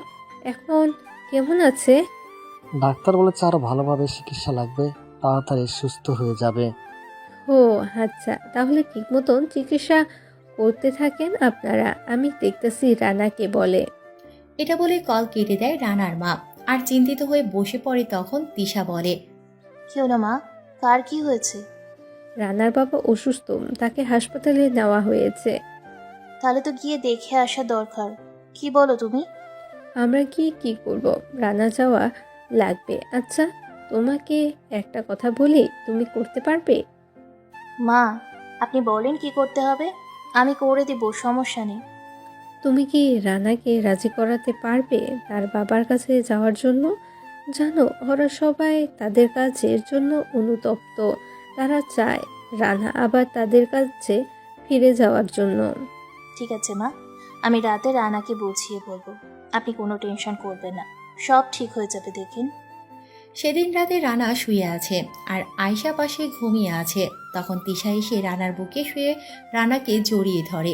রানা তিশাকে তখন জিজ্ঞেস করে, কি হলো, এভাবে এসেই শুয়ে পড়লা যে? আমার বরের বুকে আমি শুয়েছি, কোনো সমস্যা তোমার? না মহারানী, কোনো সমস্যা নেই। তুমি সারা জীবন এভাবে শুয়ে থাকলেও সমস্যা নেই। আচ্ছা, তুমি আমাকে কতটুকু ভালোবাসো? তোমাকে তো আমি অনেক ভালোবাসি, তা বলে বোঝাতে পারবো না। যদি তুমি আমাকে সত্যি ভালোবেসে থাকো, তাহলে তোমার কাছে একটা অনুরোধ করব, রাখবে তো? আমি রাখবো পাগলি, তোমার সব কথা আমি রাখতে রাজি আছি, শুধু তোমাকে ছেড়ে যেতে পারবো না। আসলে তোমার বাবা খুব অসুস্থ, তাকে চাঁদপুর হসপিটালে নেওয়া হয়েছে। আমি চাই তুমি আগের সব কিছু ভুলে গিয়ে সবাইকে নিয়ে আবার বাঁচতে শেখো। কি বলছো তুমি? ওরা আমার সাথে কি করেছে তুমি তো সব জানো, তাহলে কিভাবে বলো এইসব তুমি? দেখো, মানুষ ভুল করে, তাই বলে কি তাদের মাফ করে দেওয়া যায় না? আর তারা তো তোমার কাছে মাপ চেয়েছে, তাহলে আর কি চাই তোমার? আমি এত কথা শুনতে চাই না, তুমি তোমার পরিবারকে নিয়ে সুখে থাকো, এইটাই চাই আমি। বুঝলাম। আচ্ছা, আমি ভেবে দেখবো। ওকে, ভেবে দেখো আর যাই দেখো, উত্তর কিন্তু সঠিক চাই আমি। মানুষ মাত্রই ভুল, আমাদের কাজ হচ্ছে তাদের ভুলগুলো ধরিয়ে দিয়ে তাদেরকে সঠিক পথে আনা। রানা তিশার কপালে চুমু দিয়ে বলে, ঠিক আছে পাগলি, আমি ভেবে দেখবো। কেমন? এখন তুমি ঘুমাও, আমিও ঘুমাবো। তারপর তিশা রানাকে জড়িয়ে ধরে ঘুমিয়ে যায়। আর রানা ভাবতে থাকে কি করবে এখন। এসব ভাবতে ভাবতে কখন যে ঘুমিয়ে গেছে তা রানা নিজেও জানে না। সকালে রানার ঘুম ভেঙে যায়। রানা দেখে তার দুই কলিজা তাকে দুদিক থেকে জড়িয়ে ধরে ঘুমোচ্ছে। তাই রানা কিছু না বলে চুপ করে আছে। অনেকক্ষণ পরে তিশার ঘুম ভেঙে যায়। তিশা দেখে রানা চুপ করে আছে আর তাদেরকে দেখতেছে। তখন তিশা রানাকে বলে, তুমি কখন উঠলে আর এভাবে তাকিয়ে আছো যে? আমার তো আরো অনেক আগেই ঘুমিয়ে গেছে, কিন্তু তোমরা দুজন আমাকে যেভাবে ধরে রেখেছো তাই আর উঠিনি। এটা বলার সাথে সাথে তিশা রানাকে আরো শক্ত করে জড়িয়ে ধরে ফিক করে হেসে দেয়। আর তিশা রানাকে বলে, ওরে আমার পাগল রে, তোমার খুব কষ্ট হয় আমাদের নিয়ে, তাই না? কি বলো তুমি? তোমরা হলে আমার কলিজা, তোমরা আমার বুকে এভাবে সারা জীবন থাকলেও আমি কিচ্ছু বলবো না। বুঝলাম পাগল। আচ্ছা, ওটা কি ভাবলে? অনেক ভেবে বুঝলাম যে আমার পাগলিটা যা বলেছে সব ঠিক বলেছে। যাও আয়সাকে জায়গায় তোলো, আর মাকে বলো রেডি হতে। তোমরাও রেডি হয়ে নিও, আর আগে চলো নাস্তা করে নেই। I love you. তুমি খুব ভালো। তারপর সবাই একসাথে নাস্তা করে নেয়। তিশার বাবাও যাবে সেখানে। সবাই রেডি হওয়ার পরে নিচে নেমে যায় রানা। ফোন করে হসপিটালের নাম জেনে নিয়েছে। তারপর গাড়ি বের করে রানা নিজের ড্রাইভারের সিটে বসে যায়। রানার পাশে তিশার বাবা বসেছে, আর পেছনের সিটে আছে রানার মা, তিশা আর আয়শা। গাড়ি চলতেছে তার আপন গতিতে, আর গাড়ির ভেতর চলতেছে সবার কথাবার্তা। তারপর দীর্ঘ কয়েক ঘন্টা পরে তারা এসে পৌঁছে যায় চাঁদপুর শহরে। সেখান থেকে হসপিটাল চলে যায়। বাহিরে রানার চাচা দাঁড়িয়েছিল রানাদের জন্য। তিনি রানাকে দেখতে পেয়ে খুব খুশি হয়ে যায়। তিনি কিছু বলার আগেই রানা বলে ওঠে, কেমন আছেন চাচা? আমি ভালো আছি বাবা, তুমি কেমন আছো? আমিও ভালো আছি। আচ্ছা চলো ভেতরে যাওয়া যাক আগে, সেখানে গিয়ে সবার সাথে পরিচয় করে দেবো তোমাদের।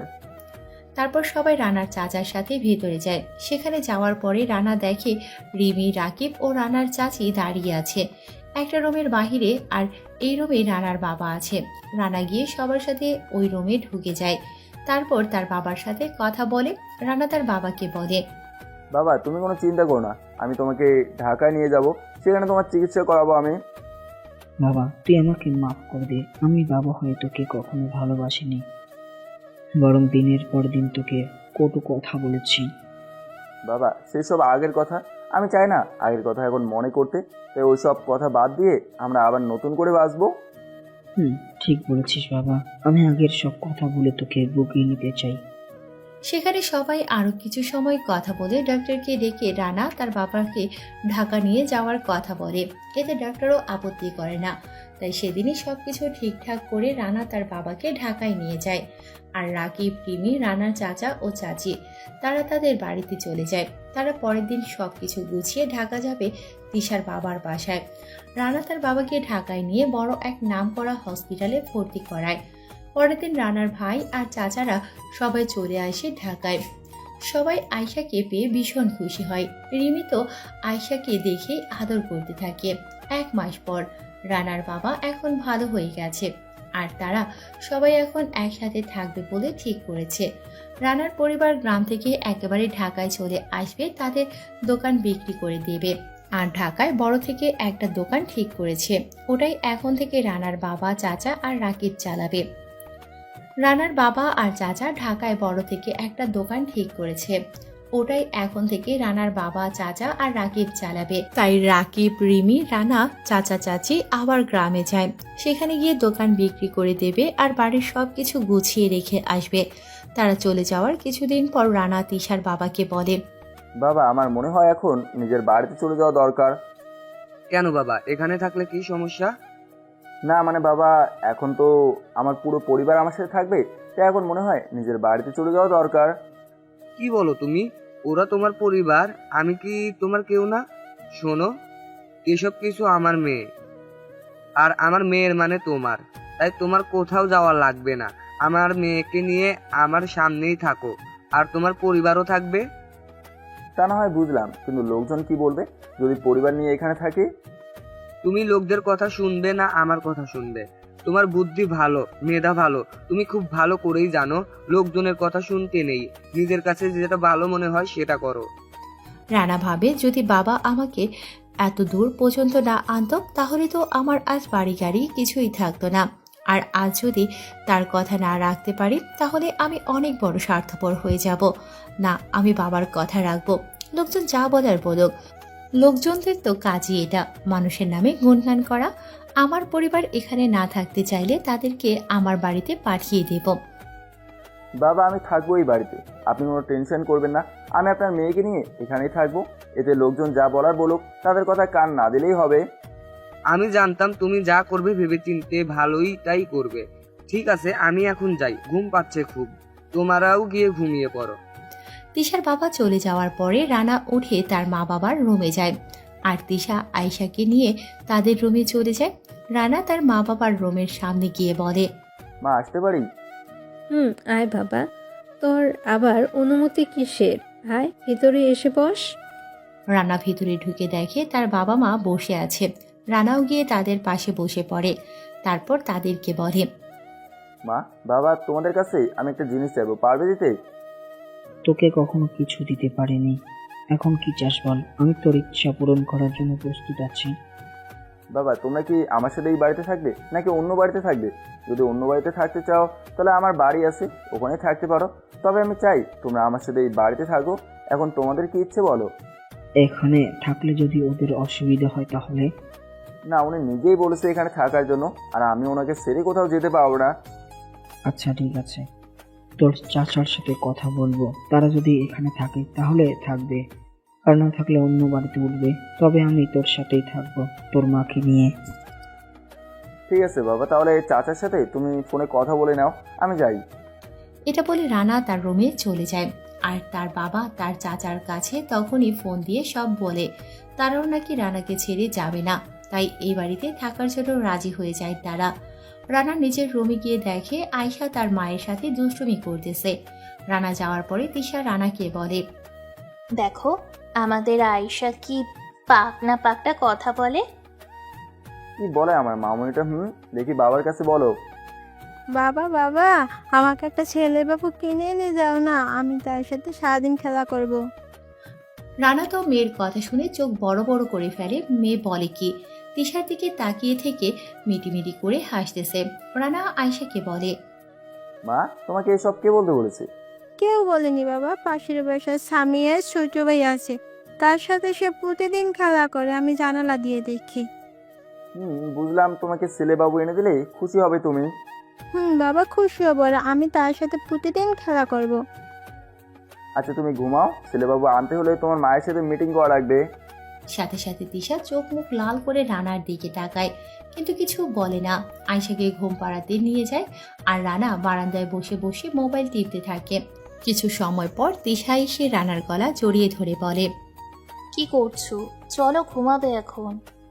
আয়শা কি বললো মনে আছে তোমার? তোমার খুব শখ হয়েছে মনে হয়। শখ তো সবসময় হয় বউ, তুমি তো বুঝোই না। আমি বুঝি না তাই না? দাঁড়াও, তোমাকে দেখাচ্ছি মজা। রানা কিছু বুঝে ওঠার আগেই তিশা এসে রানার কোলে বসে পড়ে। তারপর রানাকে কিস করতে থাকে। রানার ঠোঁট দুটো লাল করে ফেলে। চুমু খেয়ে তিশা বলে, এখন চলো ঘুমাবে, তোমার তো আবার সকালে অফিস যেতে হবে। ঠিক আছে চলো, তবে আমারটা কিন্তু পরে পেয়ে যাবে। তিশা মুচকি হাসলো, কিছু বলল না। তারপর তারা দুজন গিয়ে শুয়ে পড়ে। এখন প্রতিদিন তিশা রানার বুকে মাথা রেখে ঘুমোয়। পরের দিন সকালে তিশার আগে ঘুম ভেঙে যায়। তিশা দেখে রানা ঘুমিয়ে আছে। তিশা রানার মুখের দিকে এক দৃষ্টিতে তাকিয়ে আছে। রানার ঘুম ভাঙলে দেখে তিশা তার দিকে তাকিয়ে আছে। রানা তিশাকে জড়িয়ে ধরে আরো কাছে এনে কপালে একটা চুমু এঁকে দেয়। তারপর দুজনে কিছু সময় দুষ্টুমি করে উঠে যায় শোয়া থেকে। আয়শাকে জাগিয়ে তুলে ফ্রেশ করিয়ে দেয়। তিশা চলে যায় নাস্তা রেডি করার জন্য, আর রানা আয়শার সাথে টিভি দেখতেছে। খানিক সময় পর তিশা ডাক দেয় নাস্তা করার জন্য, তাই সবাই মিলে নাস্তা করে নেয়। 5 মাস পর রানা, তিশা, রানার মা বাবা, রাকিব, রিমি, রানার চাচা চাচি, তিশার বাবা আর আয়শা, তারা সবাই এখন একসাথে থাকে একই বাড়িতে। রিমি আর রাকিব আয়শাকে খুব ভালোবাসে। তাদের কোনো সন্তান না হওয়ার কারণে আয়শাকে তাদের সন্তানের মতো ভাবে। আর আয়শা ও রিমিকে বড় আম্মু আর রাকিবকে বড় আব্বু বলে ডাকে।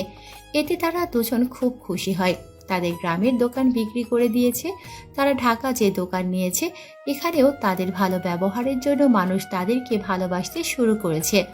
দোকানও খুব ভালোভাবে চলতেছে। আর তিশার গর্ভে বাচ্চা আছে, এখন 5 মাস চলে। ডক্টর দেখিয়েছে, ডক্টর বলেছে ছেলে হবে। রানা তিশার দেখাশোনা করার জন্য ছুটি নিয়েছে। তিশাকে সময় মতো খাবার খাওয়ানোর, সময় মতো গোসল করানো, ওষুধ খাওয়ানো, এসবই এখন রানার কাজ। কোনো কাজ করতে দেয় না তিশাকে। আর রিমি তো তিশা কখন কি খেতে চায় শোনা মাত্র নিয়ে আসে। মোট কথা তিশার বাচ্চা হবে, তাই বাড়ির সবাই খুব খুশি। এভাবে তিশাকে নিয়ে সময় কাটতেছে। যত সময় কাটতেছে ততই বাচ্চা হওয়ার সময় ঘনিয়ে আসতেছে। অবশেষে সেই দিন চলে এসেছে। রানা রুমে বসে বসে মোবাইল টিপতেছে। তখন তিশা রানাকে বলে তার খুব খারাপ লাগতেছে। রানা খুব চিন্তায় পড়ে যায়। বাড়ির সবাইকে ডাক দিলে সবাই বলে হসপিটালে নিয়ে যাওয়ার জন্য, তাই হসপিটালে নেওয়া হয়। সেখানে গিয়ে ডাক্তারকে দেখালে ডাক্তার বলে এখনই অপারেশন করাতে হবে, না হলে সমস্যা হয়ে যাবে। তারপর তিশাকে অপারেশন করাতে নিয়ে যায়। আর বাহিরে সবাই চিন্তিত হয়ে আছে, কি হবে না হবে এসব ভাবতে ভাবতে রানার চোখে পানি চলে আসে। অনেকক্ষণ পরে ডাক্তার বের হয়ে আসে। রানা ডক্টরের কাছে গিয়ে বলে, ডাক্তার, আমার টিসে কেমন আছে? ও ঠিক আছে তো? আপনি শান্ত হন মিস্টার। আলহামদুলিল্লাহ, আপনার ওয়াইফ এবং আপনার বাচ্চা দুজনেই সুস্থ আছে। ধন্যবাদ ডাক্তার, আপনাকে অনেক অনেক ধন্যবাদ। আমি কি এখন তার সাথে দেখা করতে পারবো? এখন তার বেডে তাকে নিয়ে আসা হবে, তখন গিয়ে দেখা করে আসবেন। রানা ঠিক আছে বলে একটা চেয়ারে বসে পড়ে। কিছু সময় পর একটা নার্স এসে বলে যায় তিশাকে তার বেডে আনা হয়েছে। তাই সবাই গিয়ে আস্তে আস্তে তিশার সাথে দেখা করে আসে। সবার দেখা করা শেষ হলে রানা ভেতরে ঢোকে। রানা ভেতরে গিয়ে দেখে তার বেবিকে তিশার পাশে রেখেছে, আর তিশা বেবির দিকে তাকিয়ে আছে এক মনে। রানা যে এসেছে তিশার কোনো হুঁশ নেই। রানা গিয়ে তিশার গালে চুমু এগিয়ে দেয়। তিশা ভয় পেয়ে যায়, তাকিয়ে দেখে রানা, তাই মিষ্টি একটা হাসি দিয়ে বলে, তুমি? আমি তো ভয় পেয়ে গিয়েছিলাম, যেভাবে চোরের মতো এসেছো। বউ, আমি কিন্তু মোটেও চোরের মতো আসিনি। তুমি বাবু দিকে তাকিয়েছিলে এক মনে, তাই আমাকে খেয়াল করনি। দেখতেছি আমাদের বেবিটা কার মতো হয়েছে, আমার নাকি তোমার? রানা বাবুকে কোলে নিয়ে বলে, আমার তো মনে হয় তোমার মতো হয়ে গেছে, পুরো তোমার মতো দেখতে লাগে। তাই নাকি মিস্টার? যদি আমার মতো হয়ে থাকে তাহলেও তোমার মতো বানাবো ওকে। তোমার মতো ভালো, নম্র, ভদ্র বানাবো। আমার মতো বানানো লাগবে না, আমাদের ছেলে মেয়ে এমনিতেই ভালো হবে। শুধু তাদেরকে ছোটবেলা থেকেই বুঝে দিতে হবে কোনটা ভালো কাজ আর কোনটা খারাপ কাজ। আমরা দুজন মিলে আমাদের সন্তানকে আদর্শ শিক্ষা দেব, যাতে মানুষ তাদেরকে দেখে কিছু শিখতে পারে। বউ, তোমার কথাই হবে। কখনো কাউকে রূপ দেখে, টাকা পয়সা বা ধনী গরিব দেখে বিবেচনা করা উচিত না। আপনি এসব দেখে যাদেরকে অবহেলা করবেন, দেখবেন একসময় সেই ব্যক্তি সফল ব্যক্তি হিসেবে পরিচিত হবে। তাই কাউকে যদি বিবেচনা করতেই হয়, তাহলে সেই ব্যক্তির মন দেখে বিবেচনা করবেন। আমরা ব্যক্তিগত জীবনে সবসময় নিজের জীবন সঙ্গী হিসেবে সুন্দর রূপের মানুষ এবং ধনী বা টাকা পয়সাওয়ালা মানুষকে জীবন সঙ্গী হিসেবে চাই। কিন্তু সবসময় সুন্দর রূপের মানুষ বা টাকা পয়সাওয়ালা মানুষের কাছে সুখ পাওয়া যায় না। তাই আপনারা নিজেদের জীবন সঙ্গী সুন্দর রূপ, টাকা পয়সা আছে এবং সাথে সাথে যার মনটাও ভালো, যে আপনাকে সারা জীবন সুখে শান্তিতে রাখতে পারবে, এমন কাউকে নিজের জীবনের সাথে জড়াবেন। আর হ্যাঁ, বিয়ের পর সন্তানকে ছোট থেকেই ভালো কিছু শেখাবেন, তাহলে তারা বড় হলেও ওই নীতি মেনে চলবে। বাচ্চাদেরকে ছোট থেকেই ভালো খারাপ বোঝাতে হয়, তাহলে তারা কখনো খারাপ কাজে যাবে না। সবাই ভালো থাকবেন এবং তিশা রানার জন্য দোয়া করবেন, যাতে তারা সারা জীবন সুখে থাকতে পারে। আল্লাহ হাফেজ।